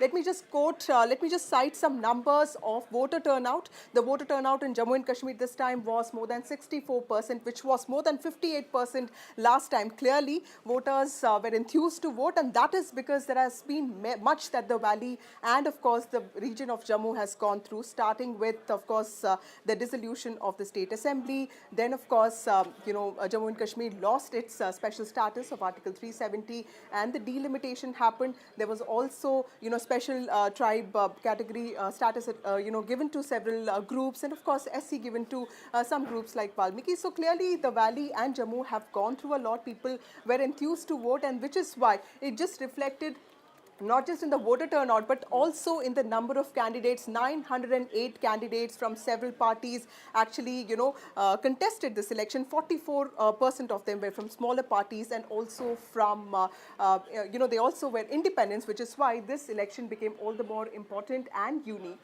The second takeaway would be the fact that the second takeaway of the fact is that, National Conference makes a big comeback here, because National Conference, of course, if you look at it, the Abdullahs had a very bad year this time, starting with the fact that Omar Abdullah lost to engineer Rashid in just a few months ago in the Lok Sabha elections of 2024. And of course, while it was going to be not a great year, this really, shows that the NC made a turnaround, because Omar Abdullah, while, he had a lot of back and forth as to whether to contest elections or not, he didn't want to be a chief minister in a stunted assembly. That's what he said. But clearly, he made a decision, a political decision, to contest from 2 constituencies, from Ganderbal and, of course, the other constituency of Budgam. And, of course, he is winning from both of them, and that shows how remarkable this comeback of NC has been. And then, of course, we have the other takeaway, which is the NC sweeping the valley and the BJP bettering in Jammu. This is important because this election also showed that J&K is now divided. It is polarized. So Jammu goes to BJP. BJP has come up as the second most important party with 27 seats. And then, of course, you have NC sweeping the valley, and very important seats like Birwa, and for that matter, even Lal Chowk. So clearly NC, there is something about NC, Gargi, that we say that this is a party with cadre and representatives in every district, and this is a message that Omar Abdullah and Farooq Abdullah have given out to their own cadre and supporters, that they are the #1 party, and which is why their dominance is seen very clearly in the valley. Of course, then you have the other things, in the sense, of course, independents who have who have done well, but of course they've not done so well, because especially with regard to Sheikh Rashid's party, Engineer Rashid's party, which has not really performed to do well, and of course with regard to Altaf Bukhari's Apni party, or for that matter Sarjan Barkati. So clearly these parties, there was a lot of expectations from them, but of course they've not been able to really give in that much. So these are some of the important takeaways, but most importantly both LG and the state government will have to now work together, and while there's a lot of expectation that there will be restoration of statehood for Jammu and Kashmir, something that the Prime Minister himself has promised, there of course is going to be a long wait for that. All right, thanks so much, Vasudha, for taking us through these results in Jammu and Kashmir and what they mean and what makes them so historic. But yes, a resounding victory for the National Conference, lots to think about for the PDP. With that, we'll slip into a short break. There you can see celebrations taking place in Jammu and Kashmir, also celebrations taking place at the BJP headquarters. More on that, stay with us.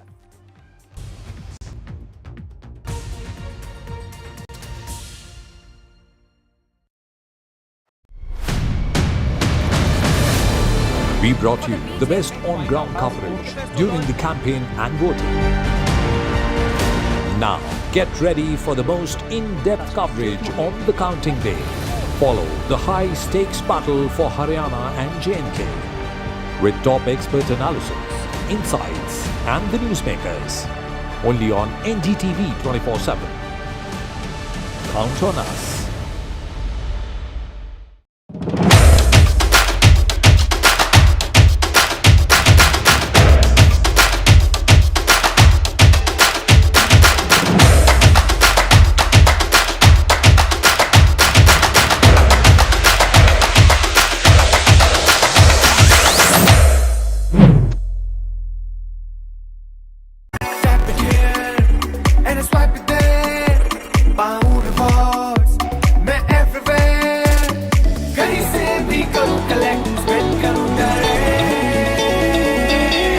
Download any single ID partner app, link your card and earn reward with top brand. Get it free with single ID.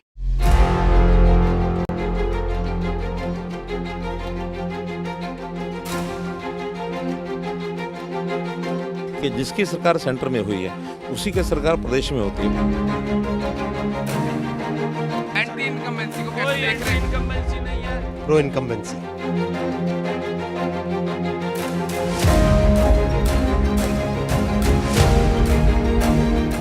Congress आ रही है, भाजपा जा रही है। Congress is going to form the government in Haryana with a big majority.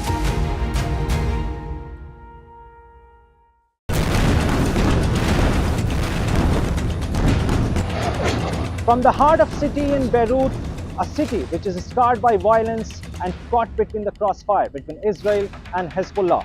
A war which started a year ago between Israel and Hamas has now spilled over to Lebanon.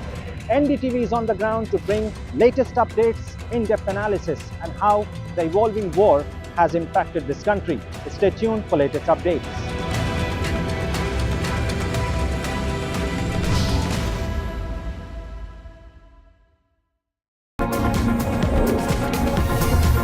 NDTV World Summit 2024, October 21st and 22nd, only on NDTV Network.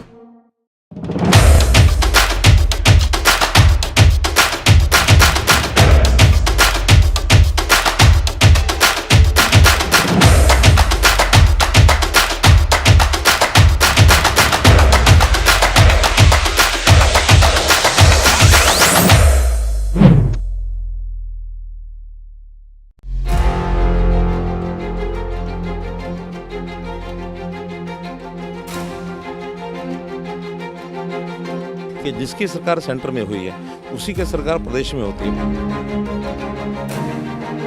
Anti incumbency को कैसे देख रहे हैं? Incumbency नहीं है, pro income.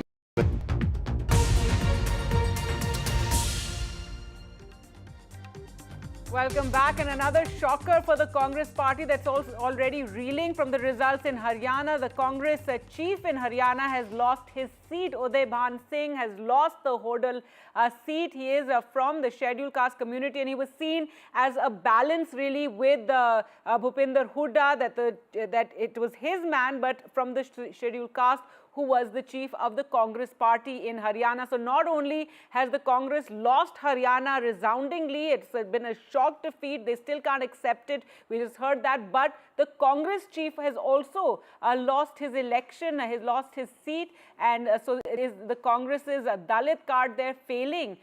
Haryana, what did they get wrong? That's something that we've been discussing since the morning, since it emerged that the Congress is losing in Haryana, where all the pollsters, all the exit polls had called the state for the Congress party. However, it is a BJP victory, a hat-trick for the BJP. And now to add salt to the wound for the Congress party, you have their chief in Haryana losing as well. Bhupinder Singh has lost the Hodal seat. Well, let's go across to where Bhupinder Singh Hooda is speaking. Let's listen in. आपके पास क्या option बचता है? अब तो नतीजे सामने हैं. अब ऑप्शन आपके पास क्या बचता है? क्या करने वाले आगे आप? आगे क्या करने वाले हैं? प्रजातंत्र है, जहाँ लोगों ने जो फैसला होगा वो स्वीकार करेंगे हम.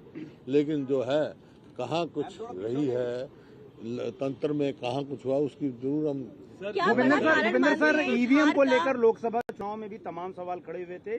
कई सीटों पर मार्जिन को लेकर, वोटों की गिनती को लेकर सवाल हुए थे और उसके लेकर संतुष्टिपूर्ण जवाब नहीं मिला था. अभी जिस तरह के सवाल उठ रहे हैं 99% और 66% वाला, जहाँ पर नई ईवीएम्स का इस्तेमाल हुआ, इनको लेकर किस तरीके से बता चुका मैंने. वो AICC में जयराम ने कहा है वो करेंगे बात. जयराम जी ने कहा है कि जाएंगे. जयराम जी ने कहा है कि इस रिजल्ट को कांग्रेस स्वीकार नहीं करेगी. इस रिजल्ट को अंडर प्रोटेस्ट हम स्वीकार करेंगे. हुडा सर, अभी हाल में लोकसभा चुनाव हुए थे, वहां कांग्रेस का प्रदर्शन पिछली बार यानी 2019 की तुलना में बेहतर हुआ था और महज कुछ महीने बाद बीजेपी एक बार फिर तीसरी बार हैट्रिक लगाती है, सत्ता के पक्ष में वोट मिलता है.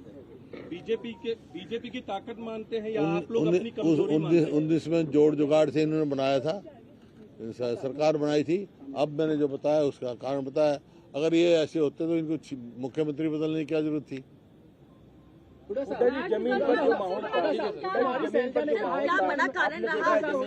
जमीनी माहौल था, बिल्कुल बदलाव के पक्ष में था. वही मैं कह रहा हूँ, आश्चर्यचकित हुए. हुडा साहब, कुमारी शैलजा ने कहा है कि जो जिम्मेवार लोग हैं हार के लिए, उनके खिलाफ कार्रवाई होनी चाहिए. होनी चाहिए. कौन लोग? पार्टी जांच करेगी. आपको लगता है कोई है हार के जिम्मेवार? मेरे को क्या पता.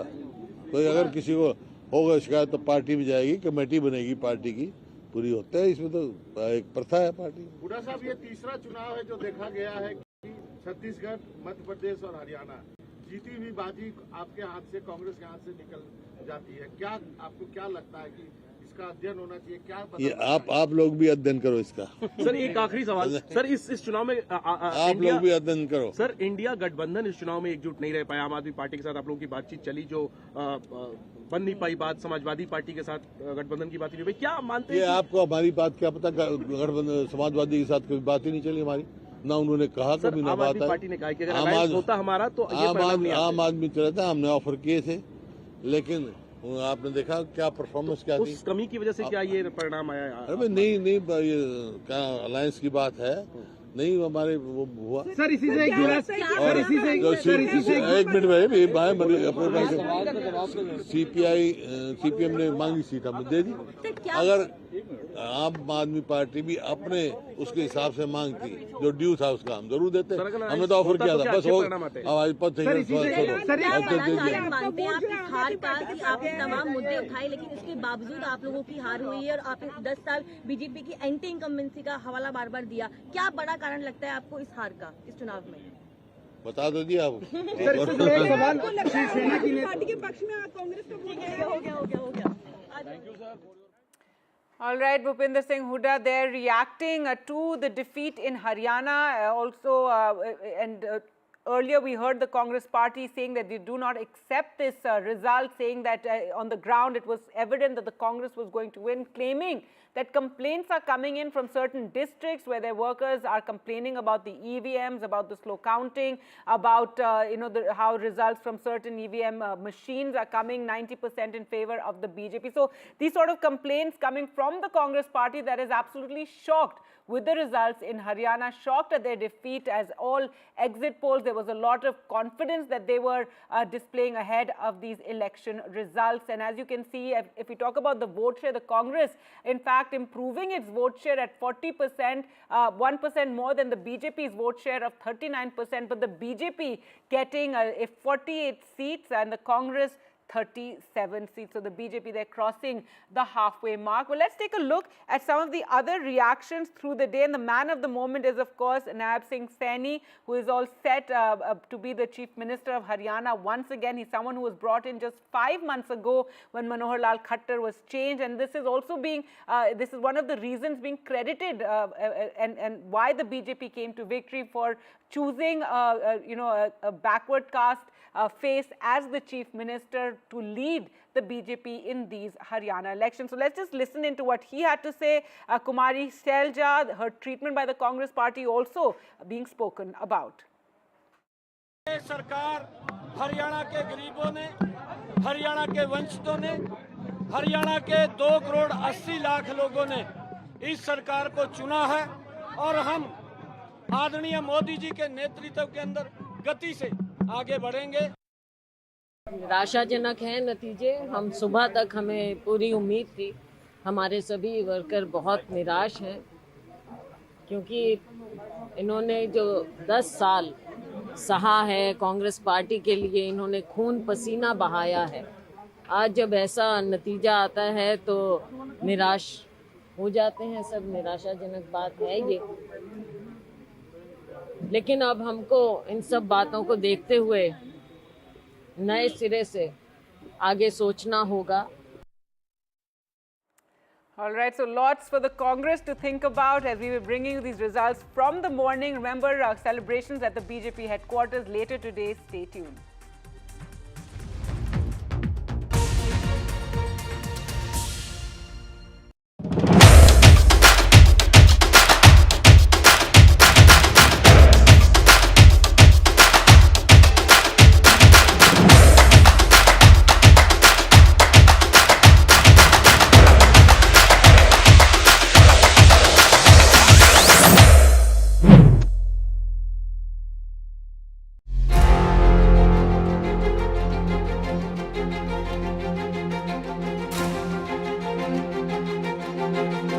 कि जिसकी सरकार सेंटर में हुई है उसी की सरकार प्रदेश में होती है। एंटी इनकम्बेंसी को कैसे देख रहे हैं? इनकम्बेंसी नहीं है, pro incumbency.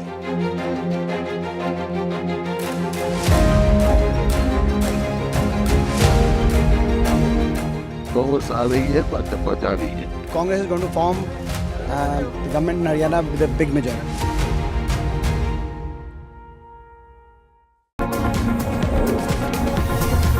NDTV World Summit 2024, October 21st and 22nd, only on NDTV Network.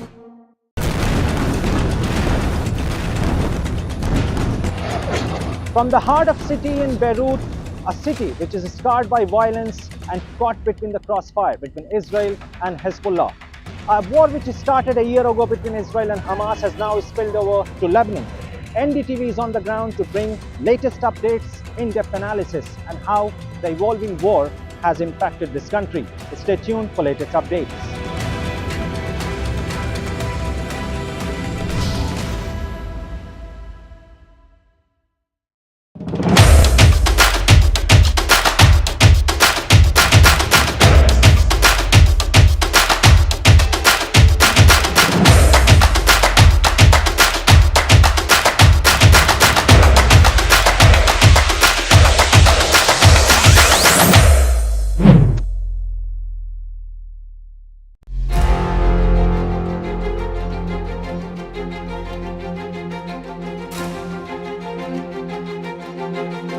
कि जिसकी सरकार सेंटर में हुई है उसी की सरकार प्रदेश में होती है। एंटी इनकम्बेंसी को कैसे देख रहे हैं? इनकम्बेंसी नहीं है, pro incumbency.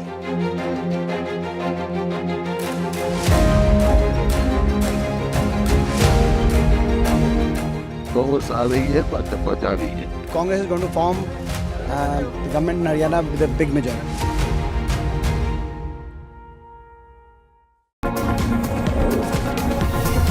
NDTV World Summit 2024, October 21st and 22nd, only on NDTV Network.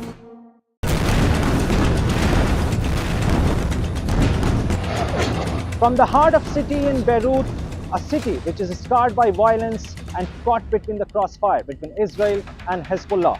A war which started a year ago between Israel and Hamas has now spilled over to Lebanon. NDTV is on the ground to bring latest updates, in-depth analysis, and how the evolving war has impacted this country. Stay tuned for latest updates.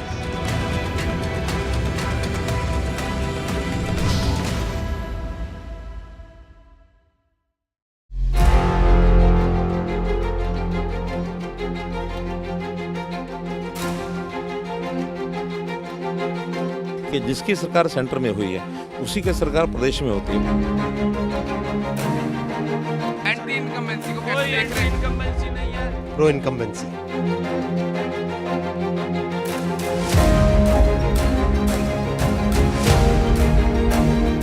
Congress आ रही है, भाजपा जा रही है। Congress is going to form government in Haryana with a big majority.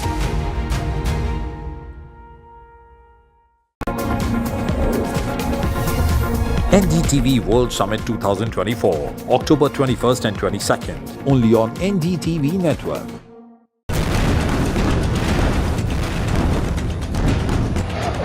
From the heart of city in Beirut, a city which is scarred by violence and caught between the crossfire between Israel and Hezbollah. A war which started a year ago between Israel and Hamas has now spilled over to Lebanon. NDTV is on the ground to bring latest updates, in-depth analysis, and how the evolving war has impacted this country. Stay tuned for latest updates.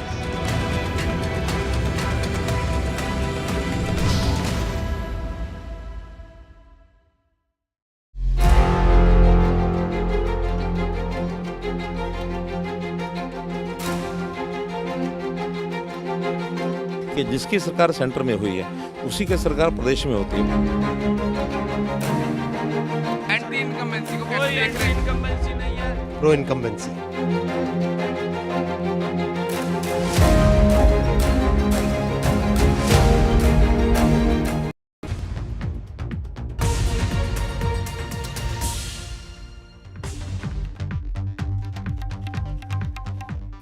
It's been quite a roller coaster since morning. Pollsters once again wrong. BJP coming back to Haryana with a historic mandate.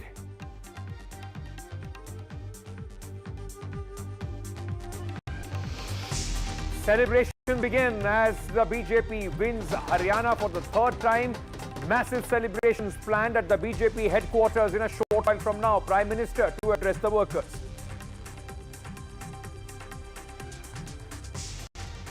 Man of the moment in Haryana, Nayab Singh Saini, the Chief Minister. BJP's last-minute CM change gamble pays off once again. Sources say Saini likely to be the Chief Minister again. Shocker for the Congress party once again routed in Haryana. Divisions in the top leadership cost the party. Accuses Election Commission of slow counting. Will in fact complain to the Election Commission.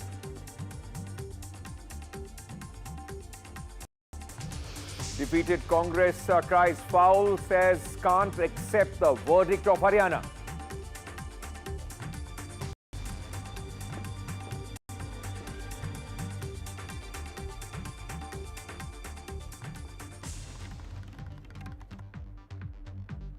All right, while the focus, of course, is on the complete turnaround in Haryana, let me very quickly take you to Jammu and Kashmir, where my colleague Nazir Masoodi is with the man who has been, in fact, who's poised to become the Chief Minister of Jammu and Kashmir, Omar Abdullah. Nazir, over to you. Well, I'm joined by the man of the moment, Omar Abdullah, who has won this election, not just his party, but he's winning from 2 seats, Ganderbal and Budgam. It's a double victory for Omar Abdullah after recent defeat in the parliament. You are smiling? I think there is ample reason to smile. We've done well, better than we had expected. And as you said, I managed to retain both my seats by a good margin. So contrary to some of the doubters who were saying that this was a sign of weakness, I said right in the beginning, it's a sign of strength. I want to show that Baramulla was an aberration, and it has been proven so.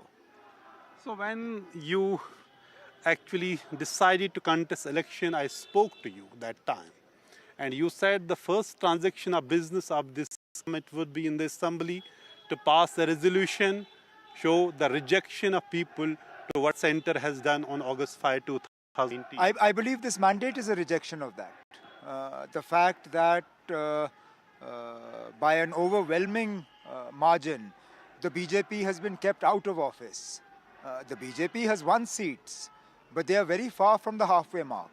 That in itself tells you that the majority of the people of Jammu and Kashmir do not agree with the politics of the BJP.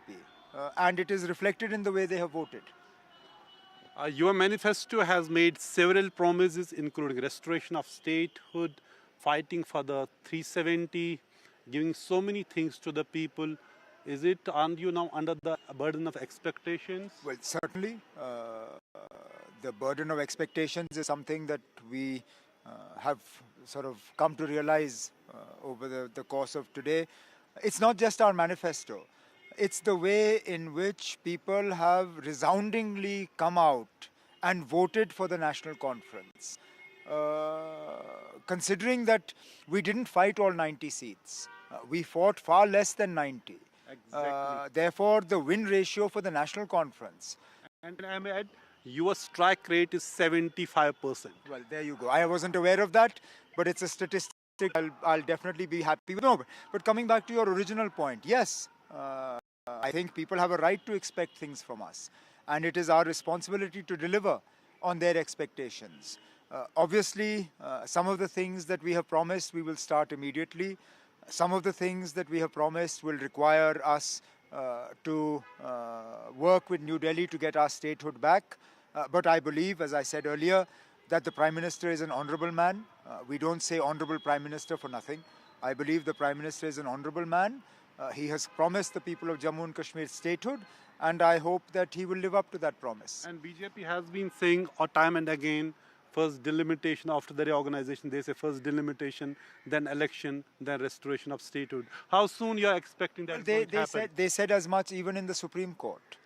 Therefore, I would like to believe, look, nowhere has the BJP ever said that first BJP government, then statehood. Even in the speeches of the Prime Minister, nowhere did he say that only a BJP government will get statehood. He said Jammu and Kashmir will get statehood. Therefore, the people of Jammu and Kashmir have spoken. And I hope that the Honorable Prime Minister will be magnanimous in restoring statehood to Jammu and Kashmir at the very earliest. So when we see the results, as I said, your strike rate is 75%, but the Congress performance has been much less than what many had expected, even Congress had expected. I mean, you may have also expected them to do. It is actually there was which now clear is that there was a pro-NC wave, and they were riding on that NC wave in the valley, and they have miserably failed in Jammu. Look, I think there will be time to analyze the performance of the alliance as a whole. Obviously, I think the Congress has a number of reasons to do some soul searching, not the least of which is Haryana, because once again, exit polls were proven to be completely wrong. They were wrong in Jammu and Kashmir, where they had said there will be a hung assembly. There is no hung assembly. They are wrong in Haryana, where they had said BJP would lose. It didn't lose. That said, I'm grateful for every seat that we have. I'm extremely grateful that we have got the number of seats that we had. Could we have done with more? Of course. We could have been greedy and said, yes, we wanted 10 more, 15 more. Nahi mile. Lekin jitne mile, main unka shukrguzar hoon. Okay. When you were campaigning, you had two types of challenge. One, you were fighting the BJP. And second was on the other side was also Jamaat Islami, same party and the other group who were actually fighting for the Azadi and boycotting elections. So how challenging this fight was, election was, when on one side you were saying you were fighting BJP, but on the other side there was a Jamaat Islami, there were other groups who were saying, look, we have to dislodge NC. It wasn't an easy campaign. It wasn't an easy fight. It was personally a difficult election for me because, as you pointed out, it came on the back of what was a difficult defeat to take. Losing in Baramulla was not easy for me to come to terms with. But whatever happens, happens for the best. And a very wise person some time ago told me that the MP in Baramulla, Rashid, he has mistaken sympathy for popularity. What he got in Baramulla was sympathy. What he thought he had was popularity. He thought that his numbers would reflect in the assembly. They didn't. And the same is true for a whole lot of other individuals who the BJP propped up.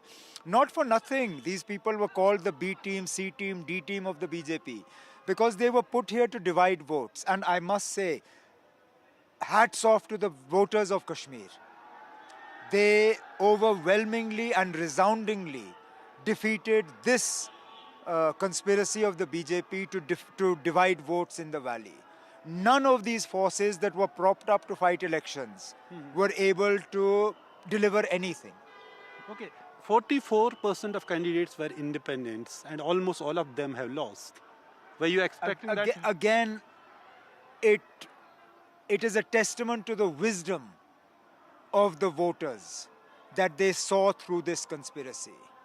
That 44% of the candidates being independents, almost all of them must have lost their deposits. Okay. Now that tells you that in this election, perhaps as opposed to maybe most elections in the past after 96, voters, particularly in Kashmir and in the mountains of Jammu, said that we are not going to let our voice be divided. We are not going to let our votes be divided.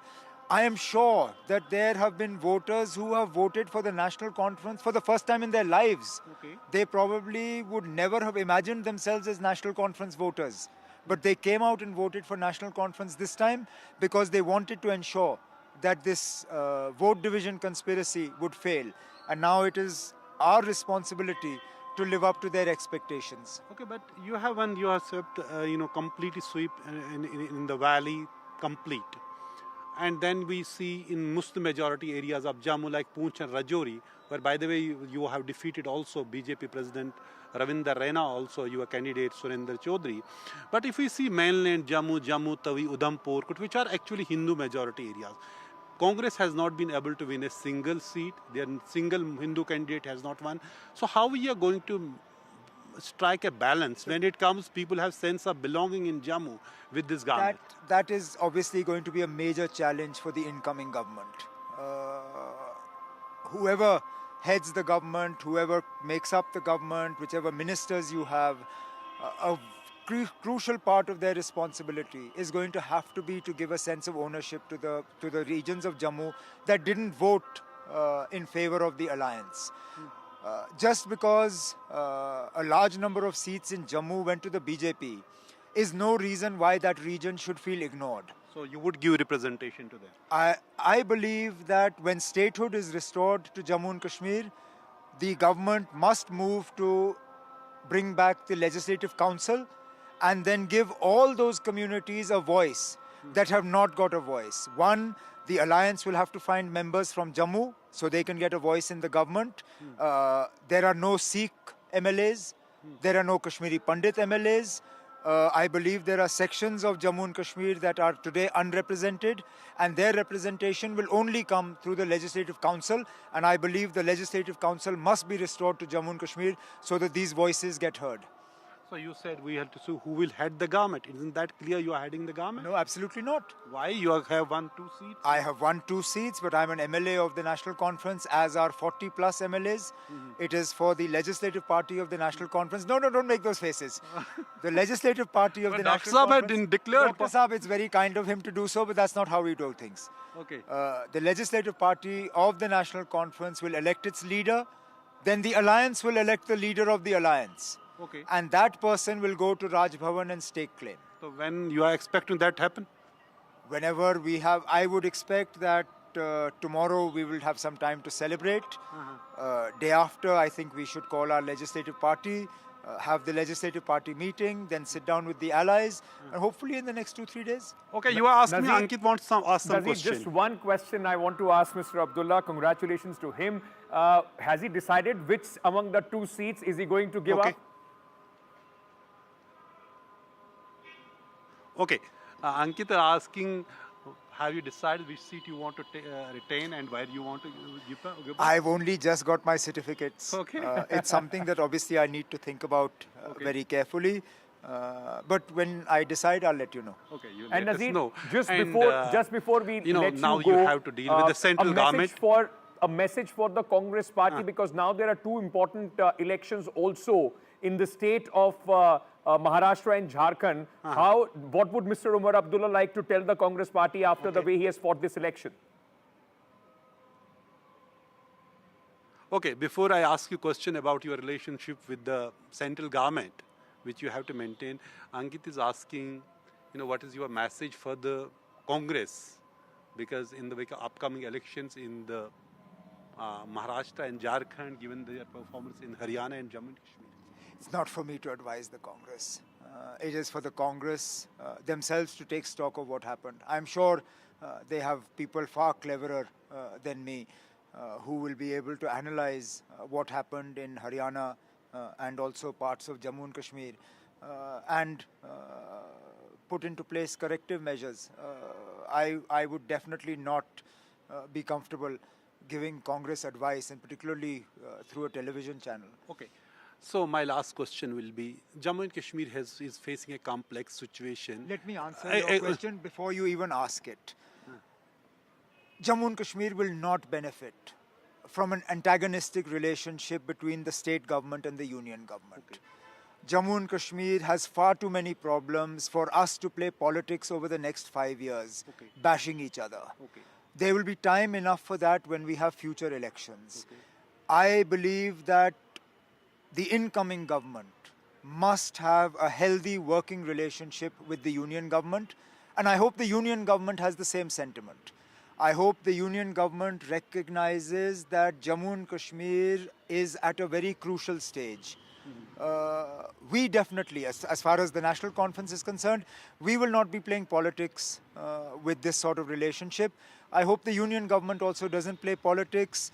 I would advise whoever goes to Raj Bhavan to stake claim as Chief Minister, make sure that we have a good, healthy, working understanding with the Government of India. And when the security and all these things are key issues, LG has the sweeping powers. In this case, will it not create a friction like you have a problem in Delhi? That is, again, something for the Lieutenant Governor and the incoming Chief Minister to work out.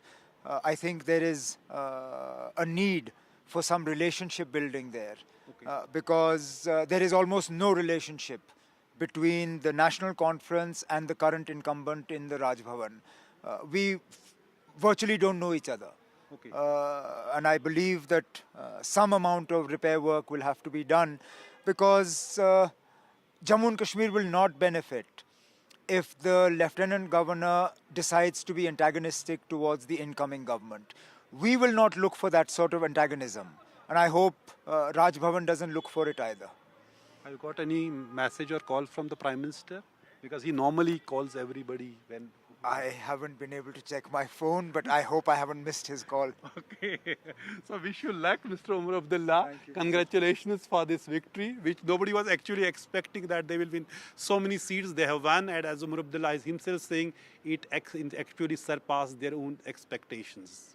Well, absolutely, Nazir. Thank you so much for that exclusive chat with the incoming Chief Minister, though he would say that the process will take place, but his father has already said, Mr. Omar Abdullah, who is going to, in fact, lead the incoming government as far as Jammu and Kashmir is concerned. But all the eyes, while at this moment, were on Jammu and Kashmir, where expectation was that it would be a hung house, a close watch. The game has turned, ladies and gentlemen, and how in the state of Haryana. And that has given a big reason for the Bharatiya Janata Party to celebrate. Remember, since morning when the Congress was already celebrating Diwali. It was absolutely stunned silence in the BJP, and things in few hours have changed. And in just a short while from now, the Prime Minister is expected to lead the big victory celebrations for the BJP. As we have seen many other times as well, the Prime Minister is expected to reach the BJP office where he is going to speak to the Karyakartas of the Bharatiya Janata Party. My colleagues Aishwarya and Tanushka both are at the BJP headquarters. Let me very quickly go across to them. Aishwarya, coming to you first, it will be once again a day as the BJP, a trademark style of the Prime Minister. He will come, then he will greet the Karyakartas, and a big day to celebrate as well. Historic victory in Haryana and 29 seats, not a bad tally in Jammu as well.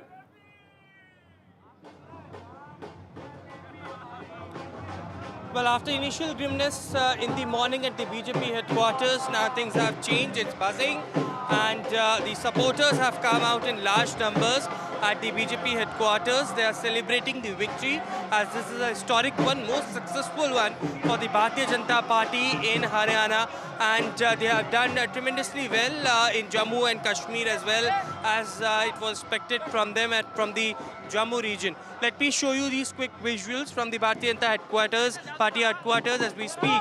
A large number of supporters have gathered over here. It is JP Nadda, Bharatiya Janata Party President, Rajnath Singh, along with Home Minister Amit Shah, who will be arriving very soon at the party headquarters, and senior leaders of the Bharatiya Janata Party also have arrived, and they have been seated at the first row. Prime Minister will be addressing at 7:45 is what we have been told from the BJP headquarters, but certainly doles and jalebis over here being distributed to the Karyakartas, and jalebi is something that is the focus point of the entire elections. While there was halwas and laddus that was prepared early in the morning, now jalebis over here clearly being brought in at the BJP headquarters, and certainly that's the mode of celebration that the BJP workers have. Firecrackers being also busted over here, but shortly it would be Dhanyavad Haryana program that Prime Minister Narendra Modi will be addressing to the BJP cadres at the BJP headquarters. On the other side at 9 p.m. at different mandal workers, Vijay Devas will be also celebrated. That's been circulated in large by the Bharatiya Janata Party as well. Right. So a historic mandate, and that's the kind of celebration that is happening at the BJP headquarters in full swing. Elections in India usually throw up different ways of celebration. Jalebi became the focal point as far as Haryana is concerned. Tanushka also at the BJP headquarters at this moment. Tanushka, as Aishwarya was giving us a sense of how the celebrations are taking place. I mean, for the BJP Karyakarta, I'm sure many of them, after the exit polls, which have once again been proven wrong, it would have taken some time for them to also believe that they have done this historic feat. Their party has achieved this historic victory in Haryana.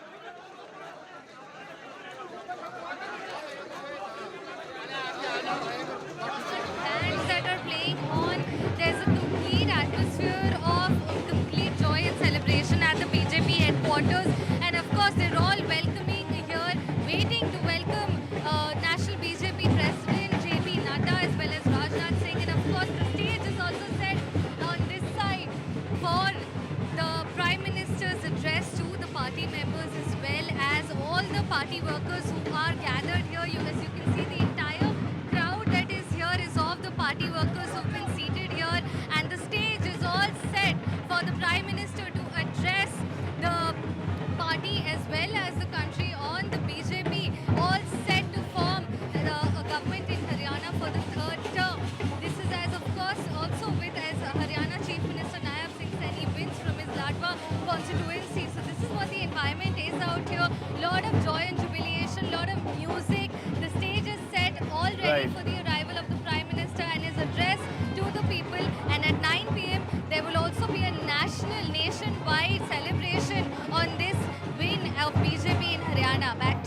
sure the BJP would want to make a meal out of it, because even with the 2024 Lok Sabha elections, the party's performance was below their own expectations. So now, of course, with all those talks of the resurgence of the opposition, and the opposition, in fact, taking this momentum forward, this does come as a big, in fact, shot in the arm for the Bharatiya Janata Party. Let me introduce very quickly our guests, those who are joining us at this moment. Mr. Matthew Antony is the spokesperson of the Congress Party. Tuhin Sinha represents the Bharatiya Janata Party's national spokesperson. Sajjan Kumar is a political analyst. We also have Sandeep Shastri, needs no introduction, Director Academics, Niti Education, well-known political analyst, and Dr. Kartikeya Batra, political researcher.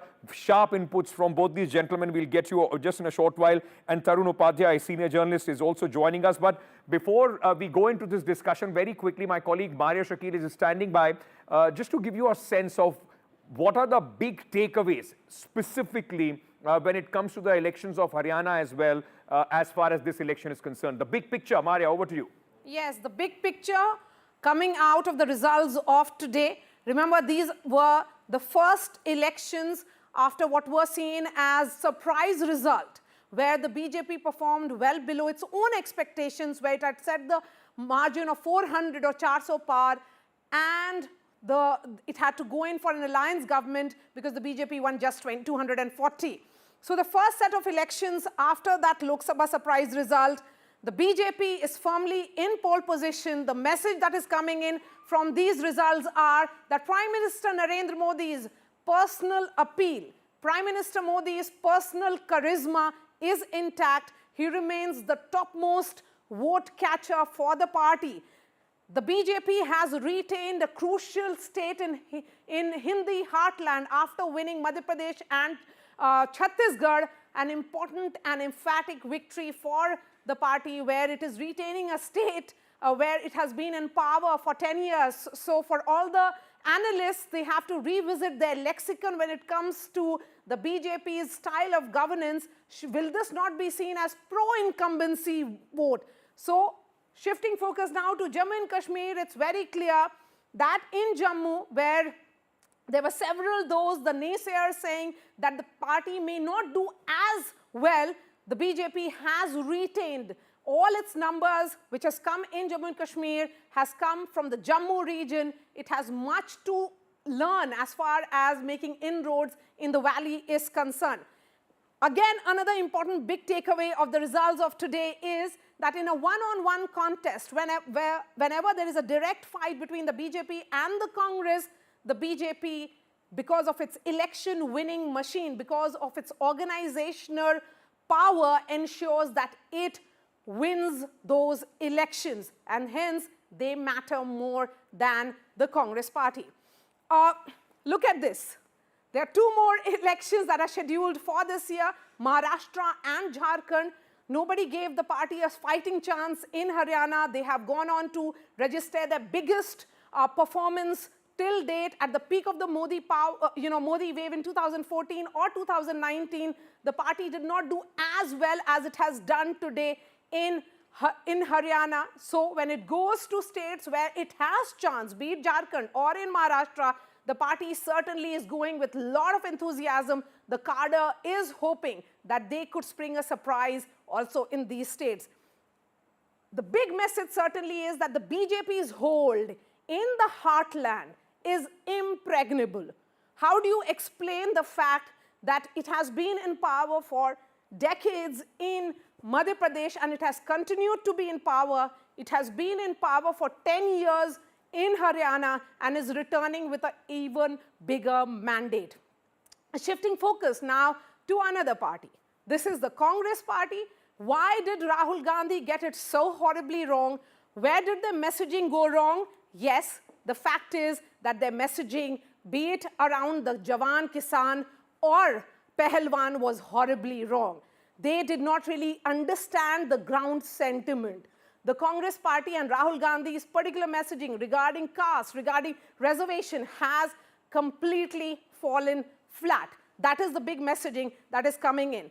Was there over-reliance on this man, the old war horse of the Congress party? Yes, but did he get too much of power in this election? Remember, of the 90 seats, 70%, almost believed to be 70% of those who contested were chosen by Bhupinder Hooda, the former chief minister, and seen as the face of this campaign. He had made this about a Hooda campaign, Hooda Sarkar Aayegi, rather than about the Congress party.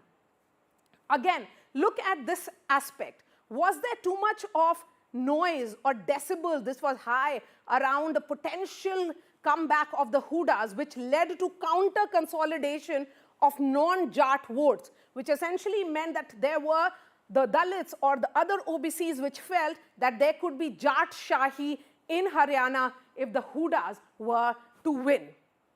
This lady, an important leader of the party, continued to assert herself in the entire elections. She sent the message that she matters, which essentially meant that the Congress appeared to be a divided house. It was not a united house, and the Dalit face of the Congress party in Kumari Shailaja was ignored. The Dalits of the state, because if you look at the numbers on the SC seats in particular, there has been a significant gain for the BJP.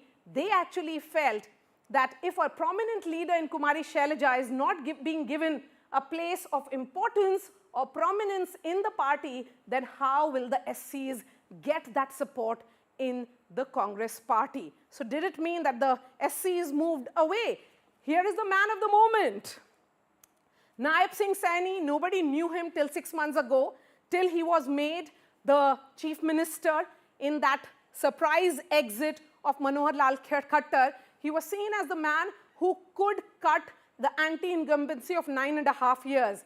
He was a fresh face who embarked on a statewide yatra, ensured that that resurgence of the BJP in Haryana is maintained. He was seen as more accessible in complete contrast to Manohar Lal Khattar. He was also the BJP president before he was made the party, face or the chief minister in the state, also a member of parliament from Kurukshetra. Well, Manohar Lal Khattar completely relied on him as well. Now what next? What does it mean for the two elections which happened this year, and also the state of Delhi, which goes to poll early in 2025? Well, for the BJP, it certainly enthused the cadres. The Congress has to revisit its strategy. Its messaging has gone wrong. The BJP gets an upper hand over its allies in Mahayuti. They will have a better bargaining power. The Congress will have to do a massive rethink when it comes to Uddhav Thackeray and Sharad Pawar. They will be negotiating very, very hard. So a long road for the Congress from here onwards, an enthused BJP as it moves ahead after the verdict of today. Thank you, Maria, for those important, in fact, points which are coming in as far as this verdict is concerned so far. But Matthew Anthony, as Maria was also speaking about, is the overconfidence and then over-reliance on Mr. Hooda, the infighting, even before the first vote was polled, the Congress had claimants to the chief ministership has cost you a state, which many would say it was for Congress party to win. I mean, it's once again, snatching defeat out of the jaws of victory, sir. Ankit, let me tell you this, that the 40% people of Haryana out of the 2.8 crores have given the mandate for Congress. 39% is for BJP and 11% is for the independents. We have made a 10% increase from our last time's performance. BJP has made a 3% increase. What is this decoration and celebration for saying that the people of Haryana has given the mandate? We have already made our disagreement to concede anything in Haryana because we have already got different levels of feedback from 4 major districts, which is of Narol, Panipat, Hisar and Mahendragarh, okay, which counts to around 12 to 14 seats. And you look at the victory margins also. There is somebody who has lost from Congress for 32 votes. So we are saying that no, not the entire Haryana, but BJP has played with the EVM machines, or the election commission has played with the EVM machines, because ever in the history from before the time of the BJP rule, have you ever heard the election commission's integrity being questioned in such a large scale? You might have one or two cases. No, but the credibility is being questioned by the opposition, sir. I mean, it will. Yes, we are questioning it. Shouldn't it be then the case of sour grapes? 10 years no. of anti-incumbency, if you've not been able to win, now you are putting questions on the election commission. The BJP would say this is a complete case of sour grapes, sir. Allow me to complete. It is not about the sour grapes. I'm not painting the entire. The party is not painting the entire Haryana. It's a strategic move from the system, from the administration. That 12 to 14 seats, and look at the majority which they've got.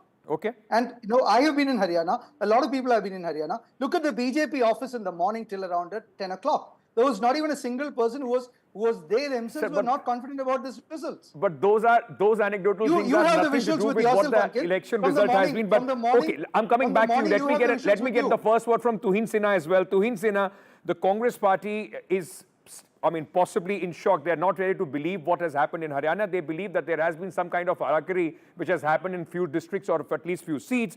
But for the Bharatiya Janata Party, the whole narrative that was going forward, even till late last night, the BJP leaders themselves possibly were not prepared for a victory like this.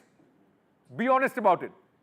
Well, good evening, Ankit. Good evening, everybody. The Congress has always been sore losers, so I'm not very surprised at the reaction.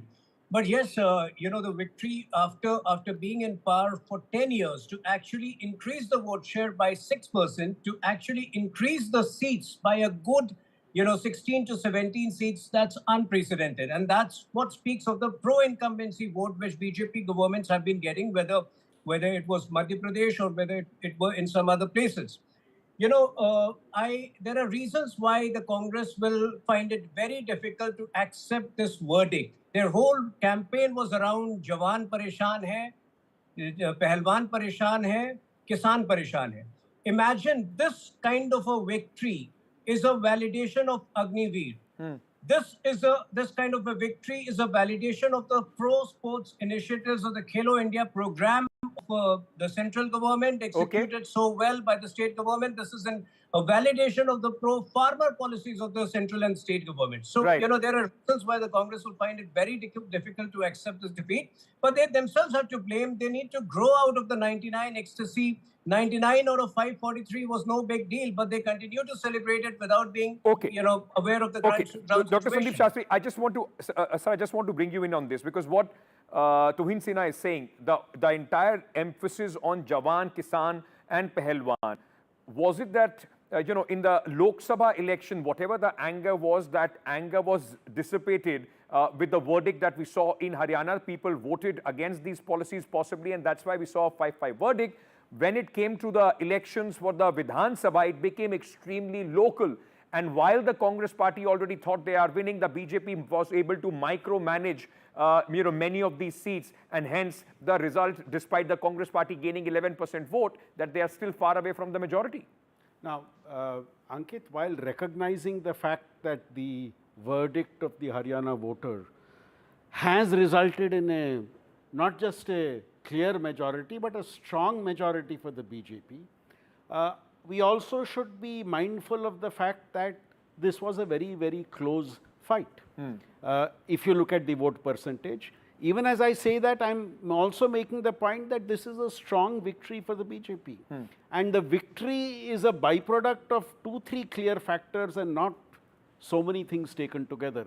Factor number one, the social coalition, the rainbow coalition, the BJP was able to bring up as a counter to what the Congress did of a Jat consolidation. Yes.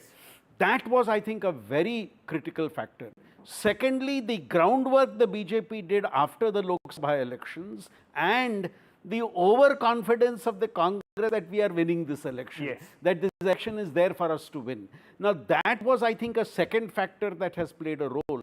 And a third factor, I think, the role of the central leadership of the BJP in also adding to the support or the groundwork which the BJP had done in the preparation for this election. For me, it's a combination of these three factors which ultimately sees the type of result that you're seeing in Haryana today. And I would not equate all other factors to say, therefore, all this is responsible for the victory. Okay, just one question to Dr. Kartikeya Batra. I have to slip into a break. After that, I'll go to Sajjan Kumar as well. Dr. Batra, you know, what is it that the pollsters and many people, those who went on the ground, missed that is not reflective in the results that we are seeing at this moment? Is it just that the vocal voter was the Jat voter and people, in fact, heard them? That possibly could have resulted in the counter-polarization of other castes, because even with the SC seats that I'm seeing, 16 of those, the Congress still has gained 1 seat and the BJP has also gained 2 seats. So it's not that there has been a massive pullback of the SC voter away from the Congress party from 2024 Lok Sabha, but even then the OBCs, the other OBCs, you know, apart from the Sainis, and have also consolidated back to the BJP. What is it that people missed on the ground that resulted in this kind of a result? Ankit, you mentioned a very appropriate word, micromanagement. I think in terms of vote shares, most polls within a plus minus 3% margin got the polls right.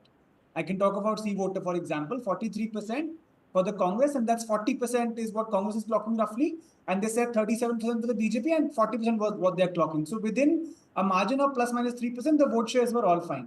It is when it comes to the seats that you find that the BJP was better able to manage the election. And you mentioned the word anecdotal evidence. There is enough anecdotal evidence to support this. There are 2 seats in Sonipat that I can think of where this has clearly worked out really well for the BJP. In some seats, the Congress fielded its own independents from one faction to defeat the other faction. Just hold on for a second. Nayab Saini has reached Delhi. He's at the Congress. Sorry, I beg your pardon, at the BJP headquarters. Let's just cut to those visuals. He's trying to.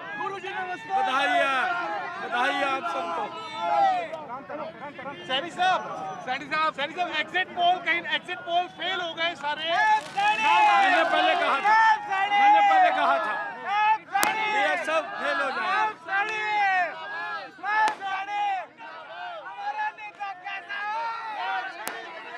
Man of the moment, Nayab Singh at the BJP headquarters to join in the big celebrations that are going to take place here. Media, in fact, trying to get a word out of him. But Kartikeya, go ahead. Seats in Sonipat, Gohana and Rai, and then look at 2 seats along the GT road belt, Pundri and Ambala Cant. And you will see what I'm trying to say, where the role of the independents was crucial in determining what the final outcome was. And it's not always that the independents were backed by the BJP. In some cases, factions of the Congress backed certain independents. My point is that you can, through a survey, you can get the overall trend right.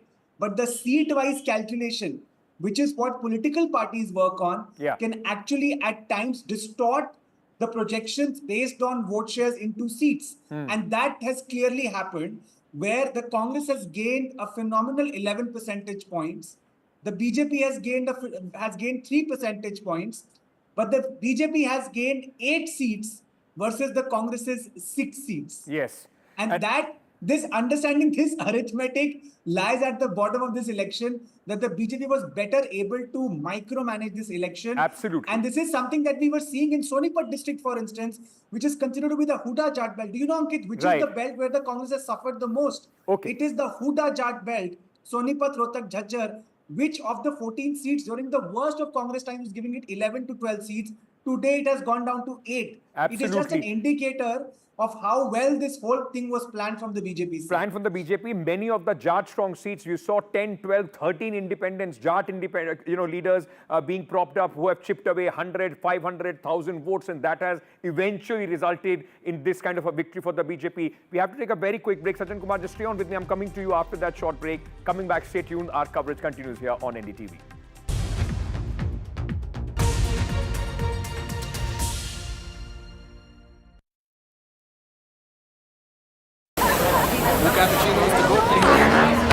I don't care for no songs and proses. I don't care for no sweet boys with roses.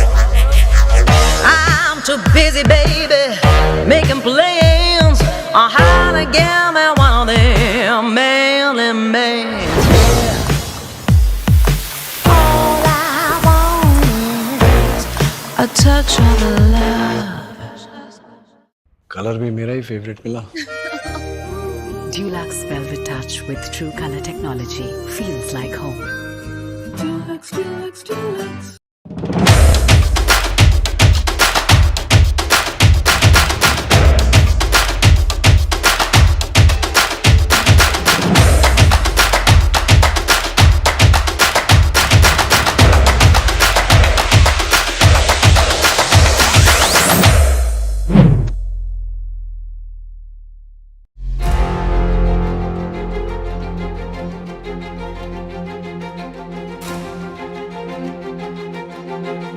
कि जिसकी सरकार centre में हुई है उसी की सरकार प्रदेश में होती है।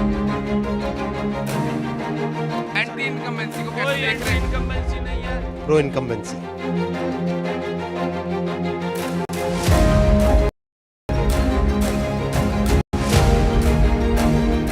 कांग्रेस आ रही है, भाजपा जा रही है। Congress is going to form government in Haryana with a big majority.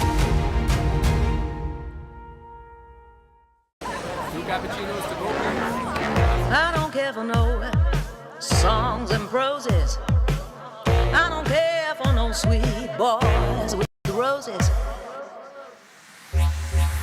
All I want is a touch of love.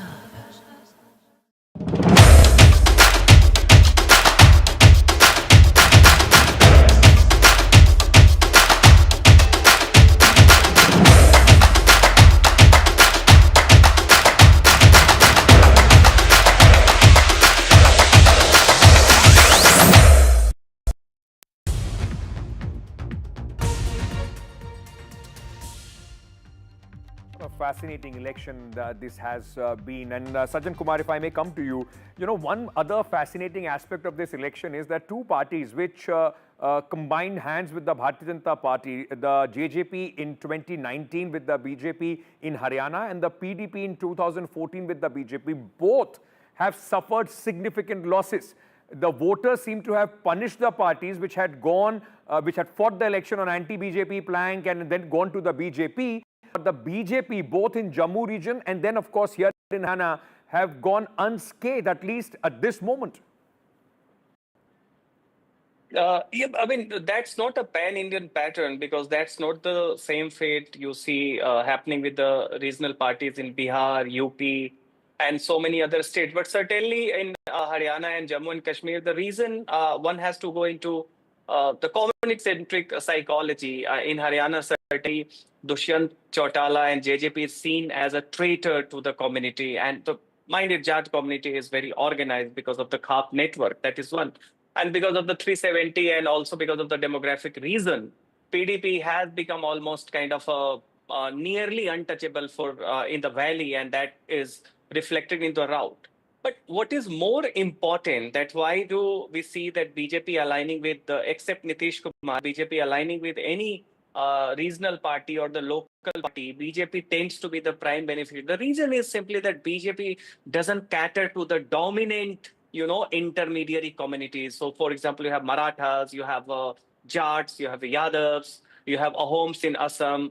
Similarly, you have Bhadraloks, for example, in Bengal. So you can find that sort of a template there may be exceptions like Patidar and Lingayats, Karnataka and Gujarat, but overall, BJP gives a sense of, inclusiveness and also a sense of protection against the domineering communities. So what happened in Haryana, you talked about very appealing occupational identity of Jawan, Pahalwan, Kisan, but to the non-Jats, everything was a tactical projection of Jat interest as farmers, as Jawans, as Pahalwans, right? So when these communities project their vested caste and community-centric interest as a normatively appealing, interest in terms of their occupational identities, the non-Jat certainly will have a sense of breaking it down and feeling insecure. So you have political incumbency against BJP, but you have social anti-incumbency and the fear, as was being said, that Jat Shahi will return. And that is why you will see that this is the kind of similar template that Marathas play in Maharashtra, that Maratha caste-centric interest is projected as farmers, etc. Similar fear, creeps in when you talk about Uttar Pradesh, where people start speaking about if the Yadavs come, then there is going to be a problem. That's the caste so problem. they become socialist. We'll discuss this further detail. Is this also in a way, does this underline this election result for the third victory for the BJP, underline that the Jat dominance, whether it is electoral or social as far as Haryana, whether that is not now in question, but is it firmly over? That is also a discussion for another day. But very quick break, coming back, stay tuned.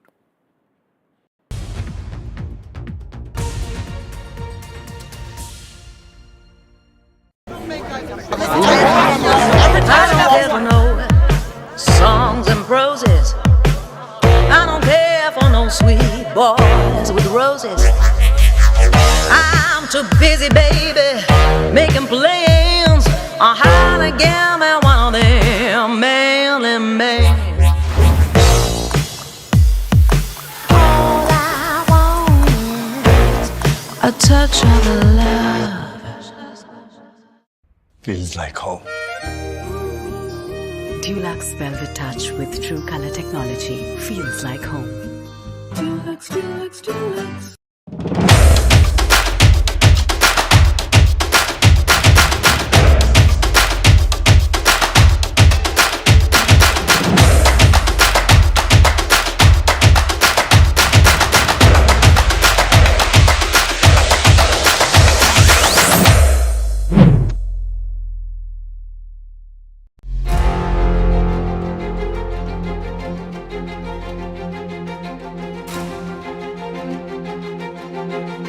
कि जिसकी सरकार centre में हुई है उसी की सरकार प्रदेश में होती है। एंटी इनकम्बेंसी को कैसे देख रहे हैं? इनकम्बेंसी नहीं है, pro incumbency.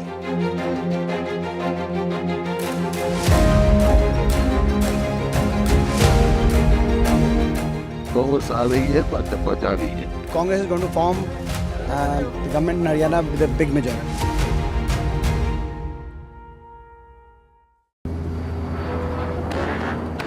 I don't care for no songs and proses. I don't care for no sweet boys with roses. All I want is a touch of love.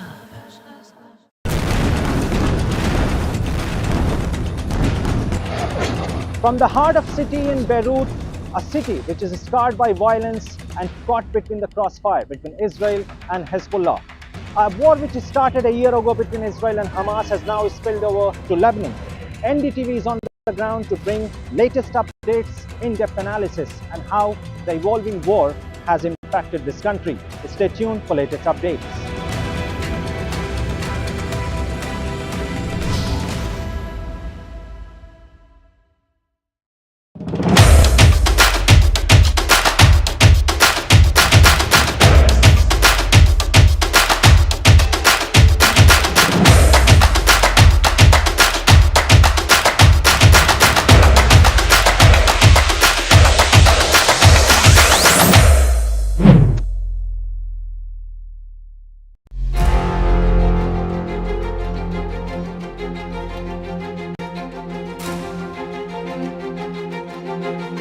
कि जिसकी सरकार सेंटर में हुई है उसी की सरकार प्रदेश में होती है।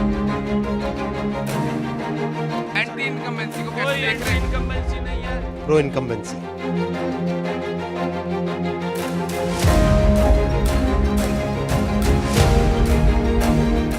कांग्रेस आ रही है, भाजपा जा रही है। Congress is going to form the government in Haryana with a big majority.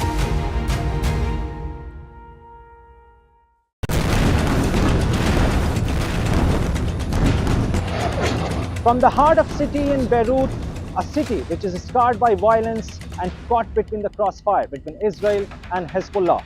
A war which started a year ago between Israel and Hamas has now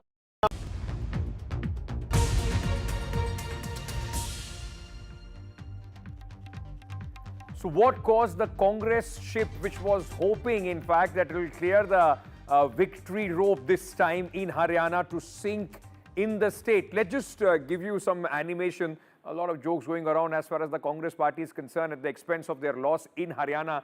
Ladies and gentlemen, let me present to you the Congress's Bermuda Triangle in the state of Haryana, where Congress ship has sunk in this triangle. One end is Mr.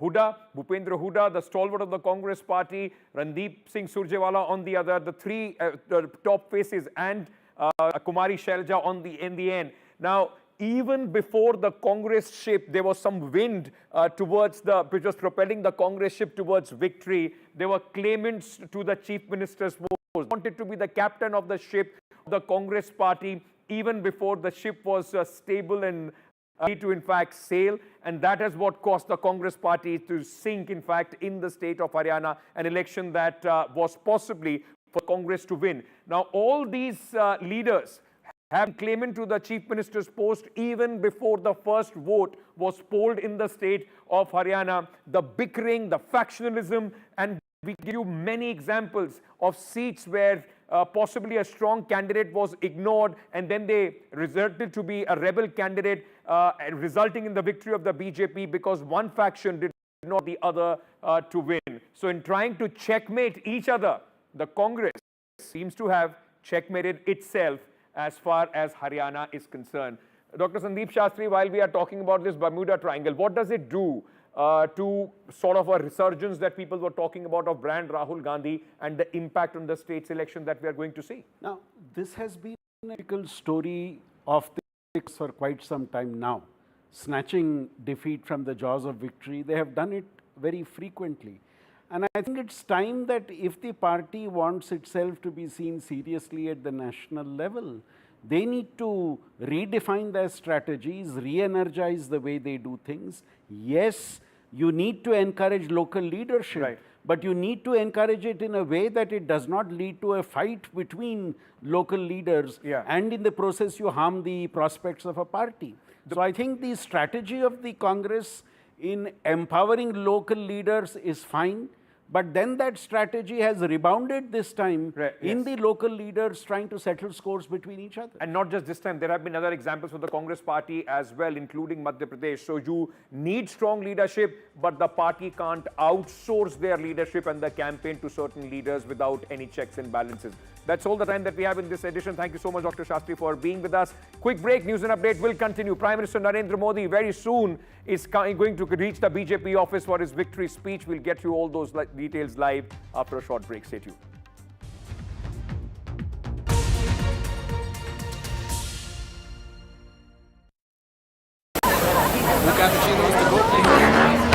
I don't care for no songs and proses.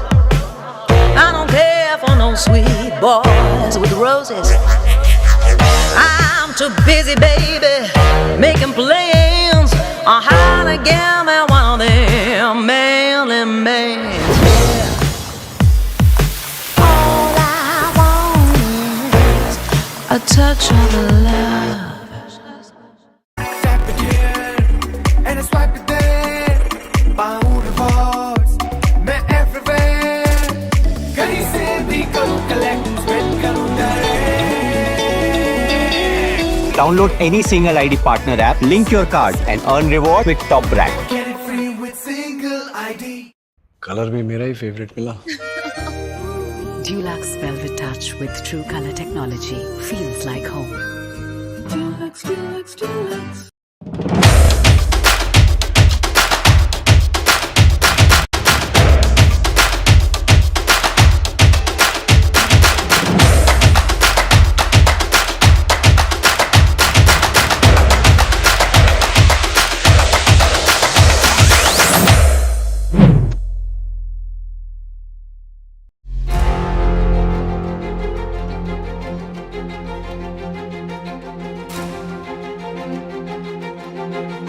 कि जिसकी सरकार centre में हुई है उसी की सरकार प्रदेश में होती है.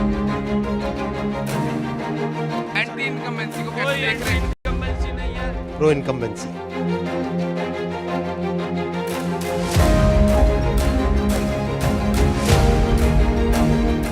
कांग्रेस आ रही है, भाजपा जा रही है. Congress is going to form government in Haryana with a big majority.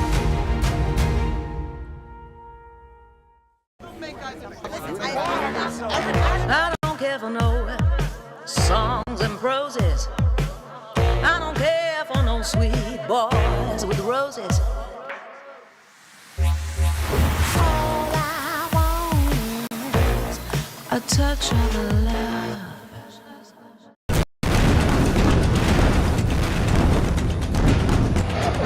From the heart of city in Beirut, a city which is scarred by violence and caught between the crossfire between Israel and Hezbollah.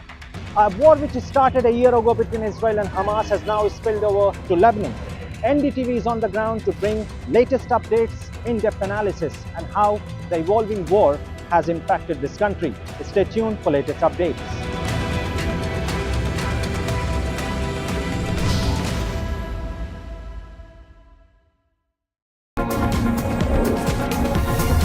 NDTV World Summit 2024, October 21st and 22nd, only on NDTV Network.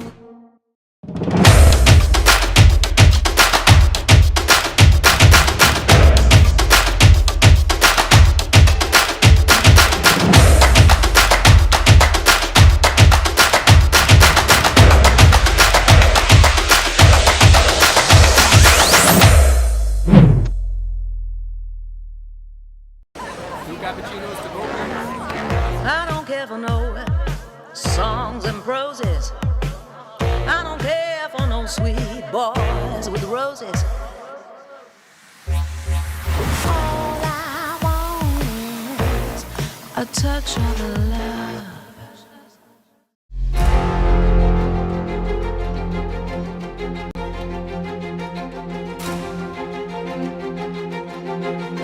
कि जिसकी सरकार centre में हुई है उसी की सरकार प्रदेश में होती है। एंटी इनकम्बेंसी को कैसे देख रहे हैं? इनकम्बेंसी नहीं है। Pro incumbency.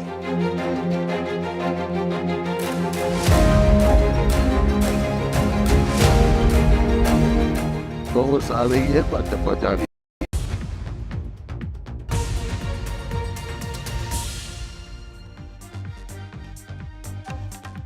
BJP's historic hat-trick in Haryana, the Prime Minister to lead a big BJP victory bash in a short while from now. Also planned by the BJP are pan-India celebrations at all headquarters across the country. A shocker for the Congress party, routed in Haryana. Did divisions in the top leadership cost the party? The Congress says it cannot accept these results.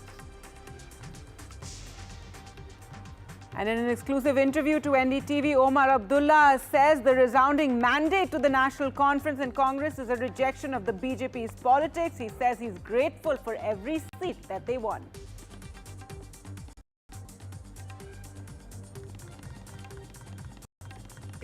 The majority of people of Jammu and Kashmir do not agree with the politics of the BJP, and it is reflected in the way they have voted. Well, good evening and welcome to our continued and very special programming. We've been tracking the election results through the day, and it's come as a huge surprise. What's taken place in Haryana certainly goes to show once again that perhaps exit polls can decisively not be trusted. We've got experts to perhaps comment on that, but the BJP coming out strong as far as Haryana is concerned, but it's the National Conference and the Congress in Jammu and Kashmir, the first elections there in a decade, who've won these elections. So that's a huge development in that state. That's right, Vishnu. And you started the morning off, early morning, going across to our reporters who are at the Congress headquarters, and they were eating jalebis. No, jalebis. There were laddus which were out early in the morning. Jalebis is the mithai of the day, I think. And now you have BJP leaders eating jalebis, taunting the Congress party. There was dhol, nagara, etc. All of that was happening early this morning. But how the picture changed within a few hours, and you have the BJP coming for a historic hat-trick in Haryana. So lots being spoken about what worked for the BJP and also what went wrong for the Congress party. Where did they get it wrong? A lot of analysis has been taking place through the day on that. But let's also talk about Jammu and Kashmir, where the National Conference and the Congress have got that resounding mandate. Of course, more the National Conference, the Congress, riding on its coattails. Let's go across to Nazir Masoodi now, who just interviewed Omar Abdullah, who is all set to be the next Chief Minister of the Union Territory. Nazir, what exactly did Omar Abdullah tell you? Go ahead. Not saying it, he's saying it. Well, his father is definitely saying it. Well, Omar is clearly saying he is...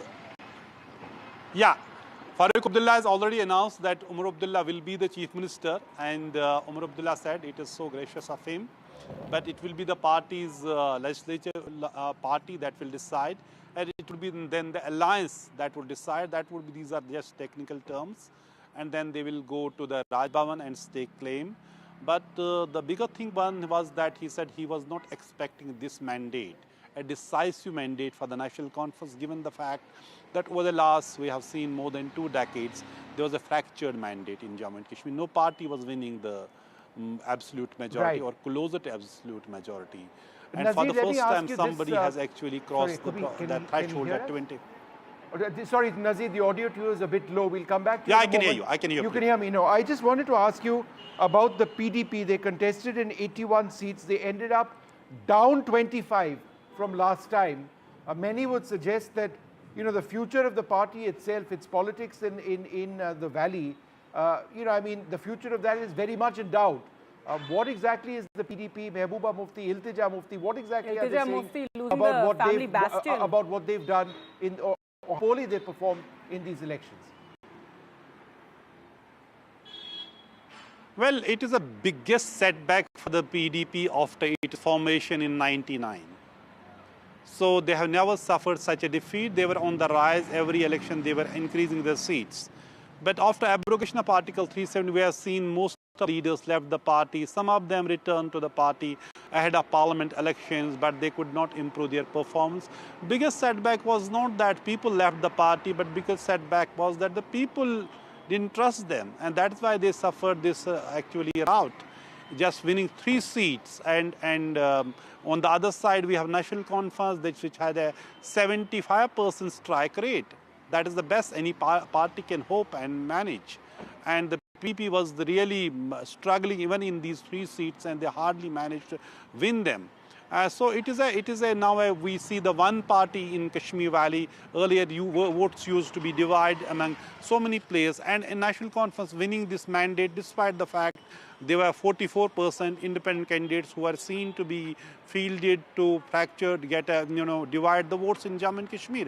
But that has not happened. Even in the Pir Panjal region, where the BJP had given the scheduled tribe status to the Pahari-speaking community, but it was a decisive mandate for the National Conference in Poonch-Rajouri region as well. And even it is again in the Poonch, where in Naushira constituency, BJP President Ravinder Raina lost, and he was defeated by National Conference Surinder Chaudhary by a decisive margin.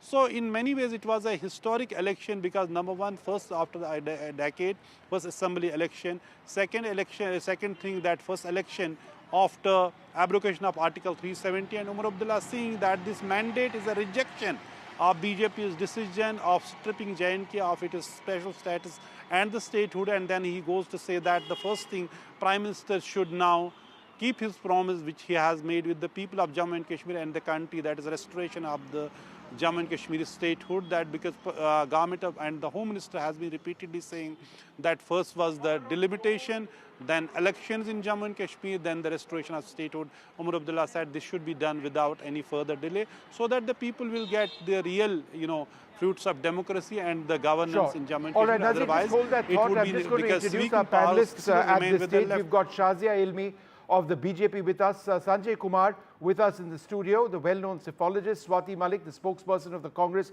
as well. Sanjay, I must ask you first, at about what, Gargi, 9 in the morning? When we thought that it was going to be a complete rout of the BJP in Haryana, exit polls now disastrously long. It was meant to be very close in Jammu and Kashmir. It doesn't seem to be terribly close this time around. The NC comfortably coming to power. So as somebody who tracks elections, is into psephology, what does this once again say about the process of psephology? I mean, people want a simple question, can we trust it or not? Yes, if you look, if you go by the 2024 Lok Sabha elections fiasco and the Haryana fiasco, there's no doubt that the people's trust in exit poll has gone down. Yeah. But I don't think the curiosity of the people in exit poll has gone down. Next time again there is an election, you show the exit poll, people will still watch. But I think, I think there is a need for those people, for all those people who do exit poll to do an introspection that why this is happening, and they should stick to the basic output of an exit poll. You have to tell the voters, you have to tell the viewer about the vote share estimate. When you do an exit poll or a pre-poll or a post-poll, you actually get an estimate of votes. So, the vote share is a real indicator, because look at what has happened. Almost the same vote share for BJP and Congress, 1% difference between. In fact, Congress is a little ahead in vote share in Haryana. Not anymore. No anymore. It's a but yes, 1%, a very slim difference. 0.7% ahead. BJP is ahead in terms of vote share. But look at the seat share. The number of seats, yes. So that one has to be very, very cautious. What do you need to put out based on an exit poll?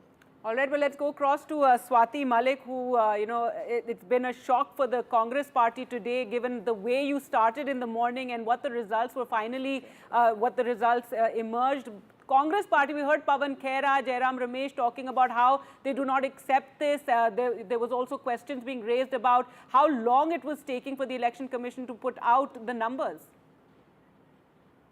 Again, I'm sure you would have also heard Mr. Khera also say about how many seats he was talking about. So it's not like we are questioning all the EVMs or, washing out entire Haryana. It's only about 13 to 14 seats that he was talking about, where our candidates had lodged in the complaint right in the morning at 8:30. That was even before any sort of results coming out, or at the best in our favor. That's when it was, right? That's when those complaints were registered and lodged. So we will take that forward with as was stated in our press conference.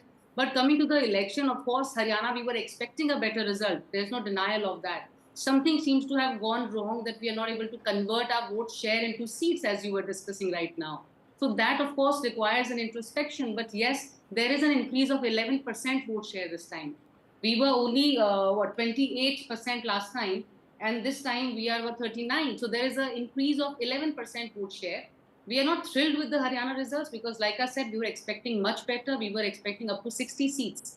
So settling for what we are settling for now is not the ideal scenario. But we will be obviously looking into what went wrong, whether it was the senior leadership, so-called dispute between each other as the media was trying to project, what led to us not being able to convert. We can't just brush it under the carpet to say, no, we are very happy. We've gained, 8 seats and we've 8%, and we've gained about, 6 seats. We can't be happy with that. We no, but expected to do better.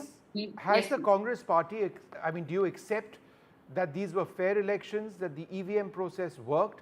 I asked this because Jairam Ramesh wrote to the Election Commission, and the Election Commission promptly said that, the allegations that he made, or the questions, or the aspersions that he cast were inaccurate. So that being the case, does the Congress accept the response of the EC? Not right now, Vishnu, not except for those 15 seats that we are talking about, because like in the press conference we also stated that we are collecting all the complaints right now and we'll take it up in the court if need be. First we'll go back to Election Commission with everybody's complaints together, not just one or two, and thereafter we will be taking it up with the court if required. So what is the essential problem? The slow count, right, in certain areas. Is that what your concern essentially is linked to? Because the counter argument to that is that you had your booth workers over there, you had people actually monitoring the process in every center. So where was the mistake that was potentially made? The mistake was these EVMs, these EVMs, they had 99% battery in those, and the other set of EVMs had about 60%. So after casting of votes, the EVMs are not supposed to be touched. So how did that happen that there was 60% battery and the other EVMs which had 99% batteries? And it was essentially the 99% battery EVMs where the Congress lost. When those votes were counted, that is where the Congress was losing in those EVMs. So that is what we are going to be taking up with the Election Commission and then in the courts if need be. Right. This was the point made by Pawan Khera in the press conference as well. Let's go across to Shazia Elmi, also Manisha Priyam there with us. We'll just come to you in a moment, ma'am. First, Shazia Elmi, congratulations. A historic hat-trick for the BJP in Haryana. Your comments, and we're expecting the Prime Minister to arrive at the headquarters in a short while from now. Thank you, Gargi. And I would like to say that, I don't know how you don't appear amused at all that is being said by Swati Malik, because I indeed am. Pawan Khera said it today, Jairam Ramesh said it today. If at all they are to cast aspersions on the EVMs, Omar Abdullah will be the first one to take them on. And I don't think they should do it to their own partner, so to speak, and a friend and an ally. So that's one. Two, I think, yes, it just goes on to say that exit polls are more wrong than right, and that's one thing. Haryana, definitely, it's just fantastic. The way across the spectrum, when I see also the vote share, it's fantastic. And if you look at constituency-wise and in across different sectors, clearly people have rejected the false narrative of Jats versus Jatavs and these versus that. They have voted as voters, as citizens, right? People who are affected by governance, and they don't want to fall prey to any kind of propaganda machinery that shows them the subs bark, so to speak, and delivers little. So I think that is very, very evident here. And also this whole thing of Jawan, Kisan, and the Pehelwan, and all that movement doing the rounds, and that will really do BJP in, has not worked at all whatsoever. Also, I would like to say where Jammu and Kashmir is concerned, there also it's a very lackluster performance Okay, by the Shahzad, can I Congress just party. ask you to hold off on Jammu and Kashmir? We'll talk about that at length. I just want to discuss a little bit more about Haryana, bring in Manisha Priyam at this stage. Manisha, if you look at the Congress and its performance, three factors which I can think up off the top: internal strife and factionalism, over-dependence on Jat votes, and leadership and candidate selection. You know, I mean, this is obviously in hindsight. The counter-argument is that they had a wave going in their favor, which evidently was not the case. But the 3 points that I've said, internal strife, factionalism, over-dependence on Jat votes, and a candidate selection. Do you believe that these were the 3 reasons why they've lost these elections? All this is post-facto explanation, Absolutely. right? Always. We have that benefit now. All this is post-facto election. Let's first say one thing, that the BJP has won this election, okay? And till, 59 seconds ago, when you suddenly saw the BJP notching up the seats, everybody was concentrated on Jammu and Kashmir, I remember in the morning. And I suddenly noticed the corner where the sides had flipped. Yes, absolutely. And Yeah, the BJP then held on. So I would say this has been the most spectacular turnaround in state elections that I have seen in the 1.5 decades that I've been around. And I can tell you that all today, with due respect, the number cruncher survey business has not been able to explain what has happened in Haryana. And I believe we need to understand that even if there is a wave election, this is what this election is telling you. There are issues of strategy and management that the BJP has done very well, whether it's turning the voters out. Part of it was understood when we spoke about Panna Pramukhs, etc. And second, I think the Congress party never anticipated the game of the opposition. The Congress party had too much going in terms of a pro-Congress narrative. In research terms, we say that when you focus too much on the dependent variable, it gets too close to the outcome, and therefore the research is not plain and clear. Too much narrative that favored the Congress. Was the BJP fighting this election, or it said, oh, because of the narrative the Congress is winning, so I'll go and sleep at home? No. The BJP is fighting this election. Did the media or the researchers on the ground or even the pollsters get the stories about who, for example, from the BJP or the RSS were sitting on the ground and managing these elections? For example, the Jat factor, etc. Will we discuss the fact that Satish Punia, the very important Jat leader from Rajasthan, its erstwhile BJP leader in the state of Rajasthan, not in the Vasundhara camp, has been camping in Haryana in Rohtak, which is the god of the Jat leadership, for the last 4 or 5 months. And the news that I would get that they would be able to turn this around. So I am not buying any pop theory saying, oh, the Jat versus non-Jat. Maybe the Jats also voted the BJP. Dharmendra Pradhan, for example, parked there. No noise, no message heard on the BJP side. Certainly, very quietly, the elections have been fought by them, won with thin margins, maybe at the nth hour. Sure. Okay, Manisha, just hold on for a second. I do need to take a short break at this stage because we should be getting and we video were bringing of the Prime you visuals Minister of the Home coming Minister in arriving. a little while. The Prime Minister will be arriving in a little while. The Home Minister has already arrived at the BJP headquarters. So we'll be cutting across to those images. And of course, the Prime Minister will be speaking in some time from now. We'll be back in just the next few moments.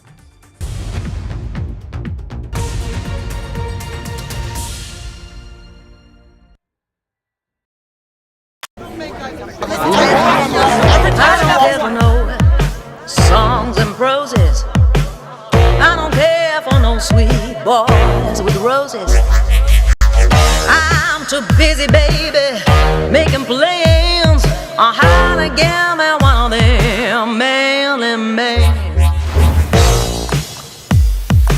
All I want is a touch of love. And I swipe it there, पाऊँ rewards, मैं everywhere, कहीं से भी करूँ collect, spend करूँ direct. Download any single ID partner app, link your card and earn reward with top brand. Get it free with single ID. Feels like home. Dulux Velvet Touch with True Color technology feels like home. Dulux, Dulux, Dulux.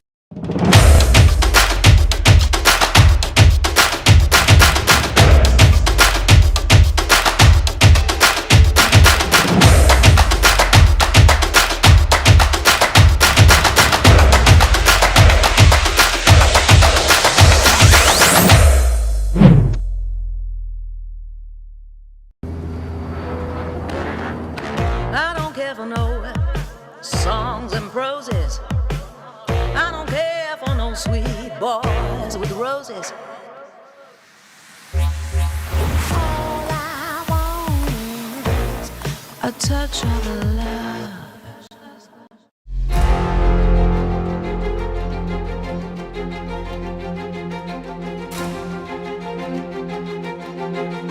कि जिसकी सरकार centre में हुई है उसी की सरकार प्रदेश में होती है। एंटी इनकम्बेंसी को कैसे देख रहे हैं? इनकम्बेंसी नहीं है। Pro incumbency.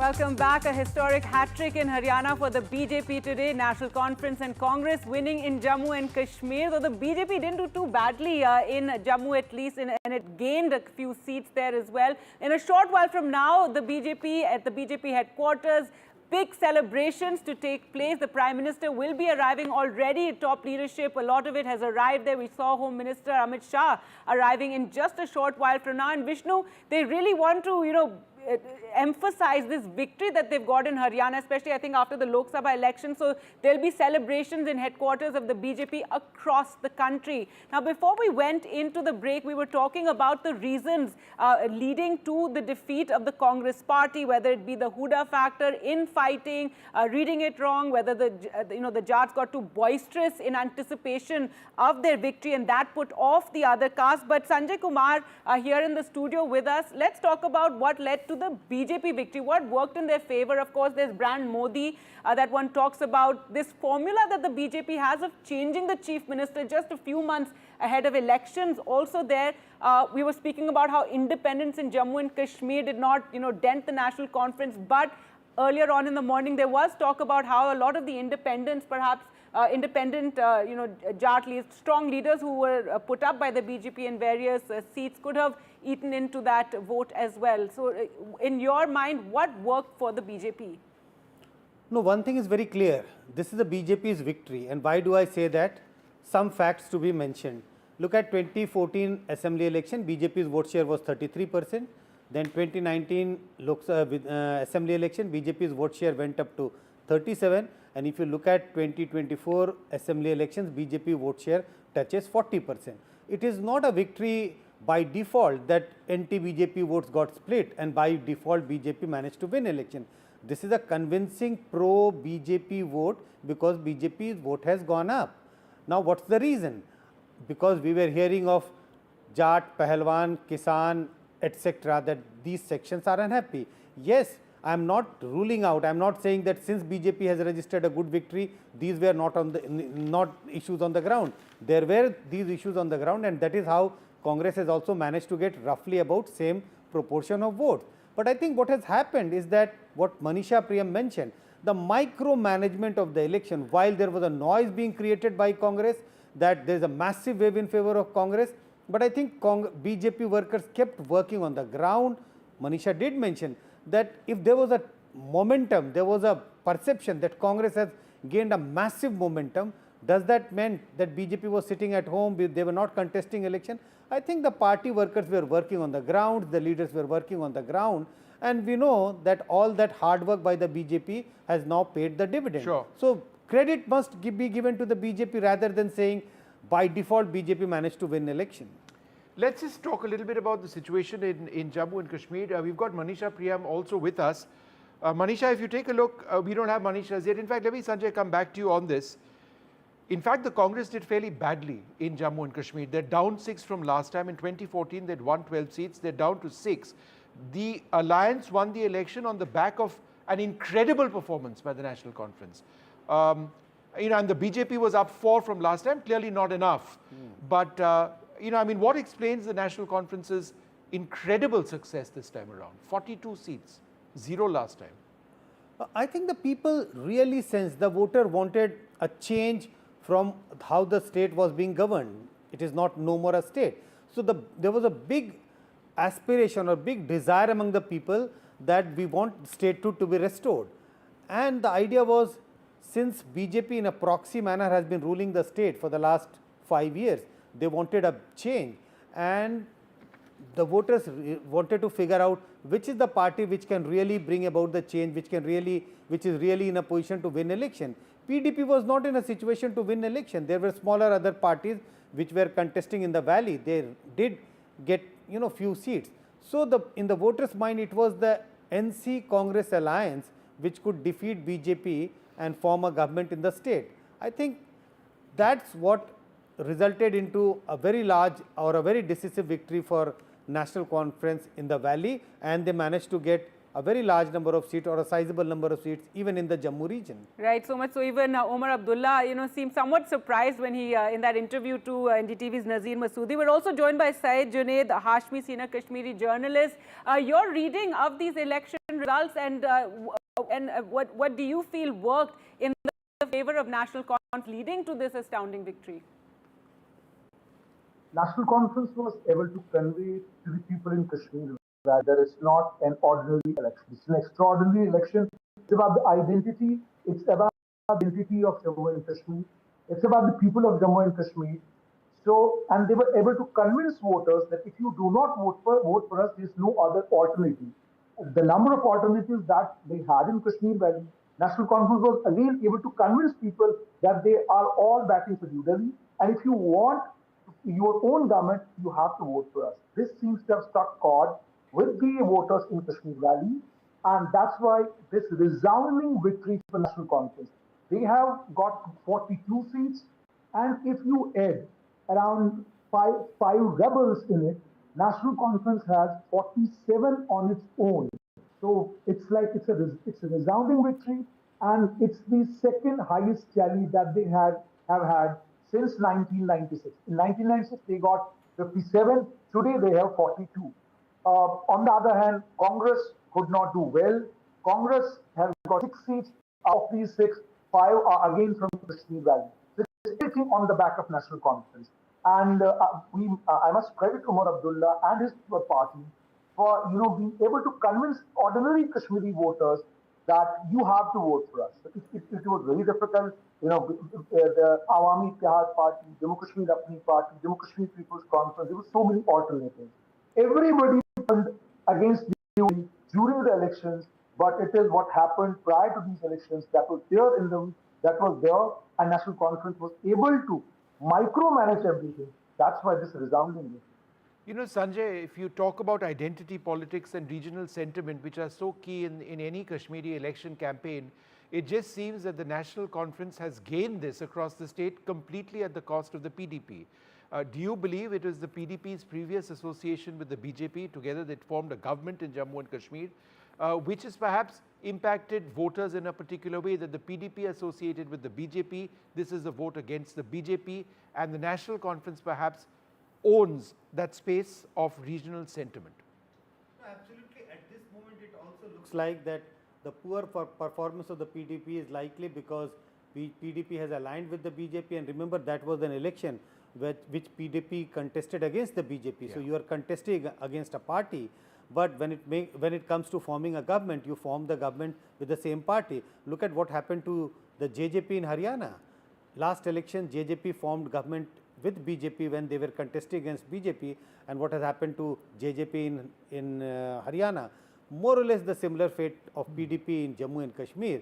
So for the voter, the party which they were able to figure out, a party which can represent the regional identity, a party which can represent the interest of the state as such, and a party which can defeat the BJP at the national level or at the state level, was National Conference.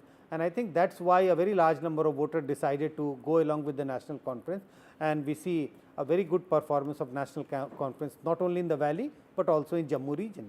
Junaid, you know, I mean, if we talk about Omar Abdullah for a moment, this was somebody who had a shocking defeat in the Lok Sabha elections. Engineer Rashid came out of the jail, defeated him by a margin of about 2 lakh odd votes. At that stage, he said that he wasn't interested in the assembly. He was coerced into taking part in the assembly. He's going to be the chief minister once again, and a resounding victory for him, not in one but in both constituencies that he represented.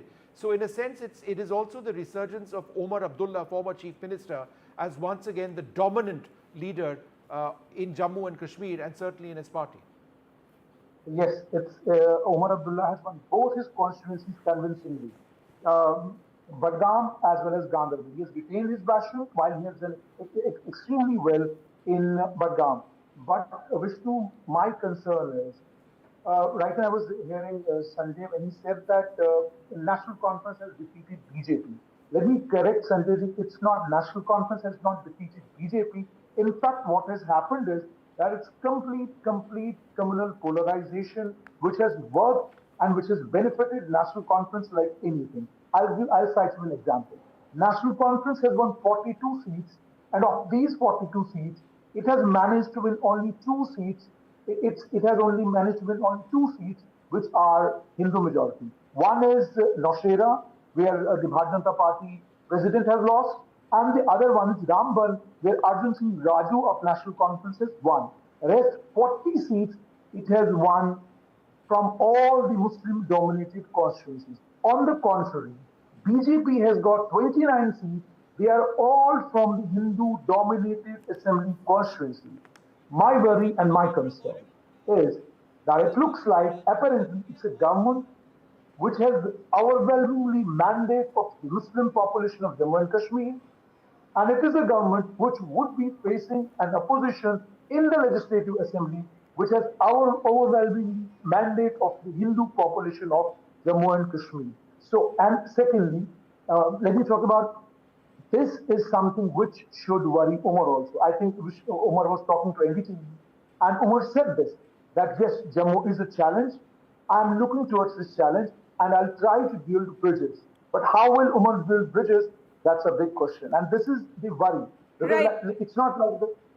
Right, but there was a gracious statement saying that it doesn't mean we'll ignore Jammu and we'll continue to, we will focus and build bridges with them. But let's show you what's happening at the BJP headquarters. And Amit Shah arrived early, and just now Rajnath Singh, Defence Minister there, arriving in a short while from now. We are expecting. All right, before that, NDTV's Gurpreet Chinna has done an interview with the Chief Minister of Haryana, Nayab Singh Saini. Let's just listen in. We can see the Chief Minister of Haryana, Nayab Singh Saini. He is waving his hand to his all followers and supporters also. So these are the pictures and visuals which we are showing at this point of time. How Nayab Singh Saini is also waving his hands to all his supporters who had voted him. So sir, so we can see. Ladwa के लोगों का प्यार है, नमस्कार sir, इनका आशीर्वाद है,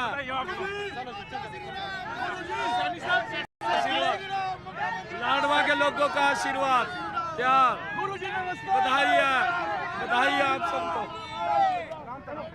सैनी साहब एग्जिट पोल फेल हो गए सारे। मैंने पहले कहा था ये सब फेल हो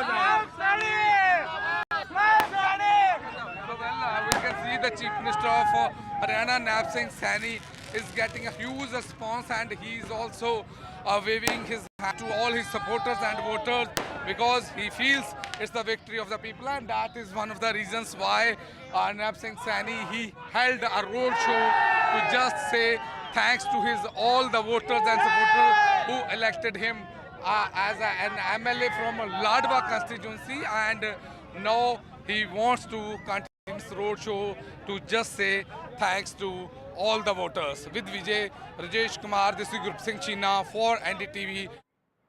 Well, let's go straight across to the BJP headquarters. The Prime Minister will be speaking there in a little while from now. For that, it's across to my colleague, Aishwarya.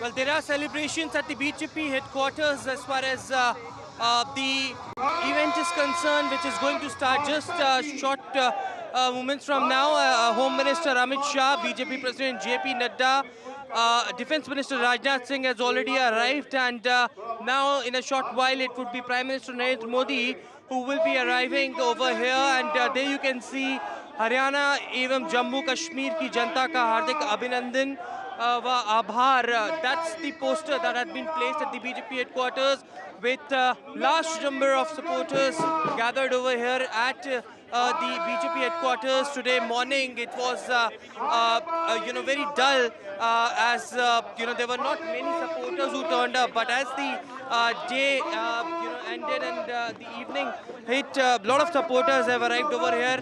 आप लोग यहाँ पर आए हैं, प्रधानमंत्री कुछ देर में आपसे संबोधन करने वाले हैं. किसको क्रेडिट जाता है इस प्रचंड जीत का? देखिए, नो डाउट ये सीधा सीधा हमारे देश के यशस्वी प्रधानमंत्री मोदी जी की नीतियाँ जो देश में बेरोजगारी दूर कर रहे हैं, जन जन तक योजनाएं जा रही हैं. जहां पहले करप्शन होते थे, आज वहां भ्रष्टाचार खत्म हो रहा है. और मोदी जी के जिस तरह से बिना खर्चा पर्ची के हरियाणा के लोगों में जो नौकरियां गरीबों को लगी हैं और जो 10 साल में डिलीवर किया है, लोग कहते हैं ना कि फैक्ट्री में जलेबी होनी, जलेबी जिनको यही नहीं पता जलेबी कहाँ. गवर्नमेंट हैड वर्क 10 सालों में जो डिलीवर किया है उसके बाद ये नतीजा देखने को मिला है. आप लोग किसको क्रेडिट देंगे इस जीत का? हैट्रिक इस बार हुई है भारतीय जनता पार्टी. हरियाणा में ईमानदार सरकार चली, चाहे मुख्यमंत्री मनोहर लाल खट्टर जी थे या नायब सिंह सैनी जी थे. डबल इंजन की सरकार, नरेंद्र भाई मोदी जी के नीतियों की सरकार की ये विजय है. हमने जातियों में नहीं बांटा, उन्होंने 4 वर्गों में बांटा. अन्नदाता, किसान, गरीब, 4 इनको भागों में बांटकर मोदी जी ने सर्व समाज के लिए काम किया. और वही समर्थन आजादी के बाद सबसे बड़ा इतिहास है ये देश में रचा गया, जो हरियाणा में तीसरी बार भारतीय जनता पार्टी की सरकार बनी. For all the sectors is something that had been that had work for the Bharatiya Janata party. आपको क्या लगता है, क्या फैक्टर्स रहे भारतीय जनता पार्टी की इस जीत के हरियाणा के अंदर? देखिए, हमारे माननीय देश के यशस्वी प्रधानमंत्री श्री नरेंद्र मोदी जी का मार्गदर्शन और उनकी नागरिकों के प्रति निष्ठा, गरीब, किसान, युवा, महिलाओं, वंचितों के लिए जो योजनाएं हैं पूरे देश के अंदर चल रही हैं, उनको स्वीकार किया है. और विकसित भारत की तरफ, भारत 2047 की तरफ बढ़ रहा है, उसको हरियाणा की जनता ने स्वीकार किया है. इसलिए मोदी जी हैं तो इस हरियाणा की जीत का असर अब आपको लगता है महाराष्ट्र, झारखंड, दिल्ली पर भी पड़ेगा?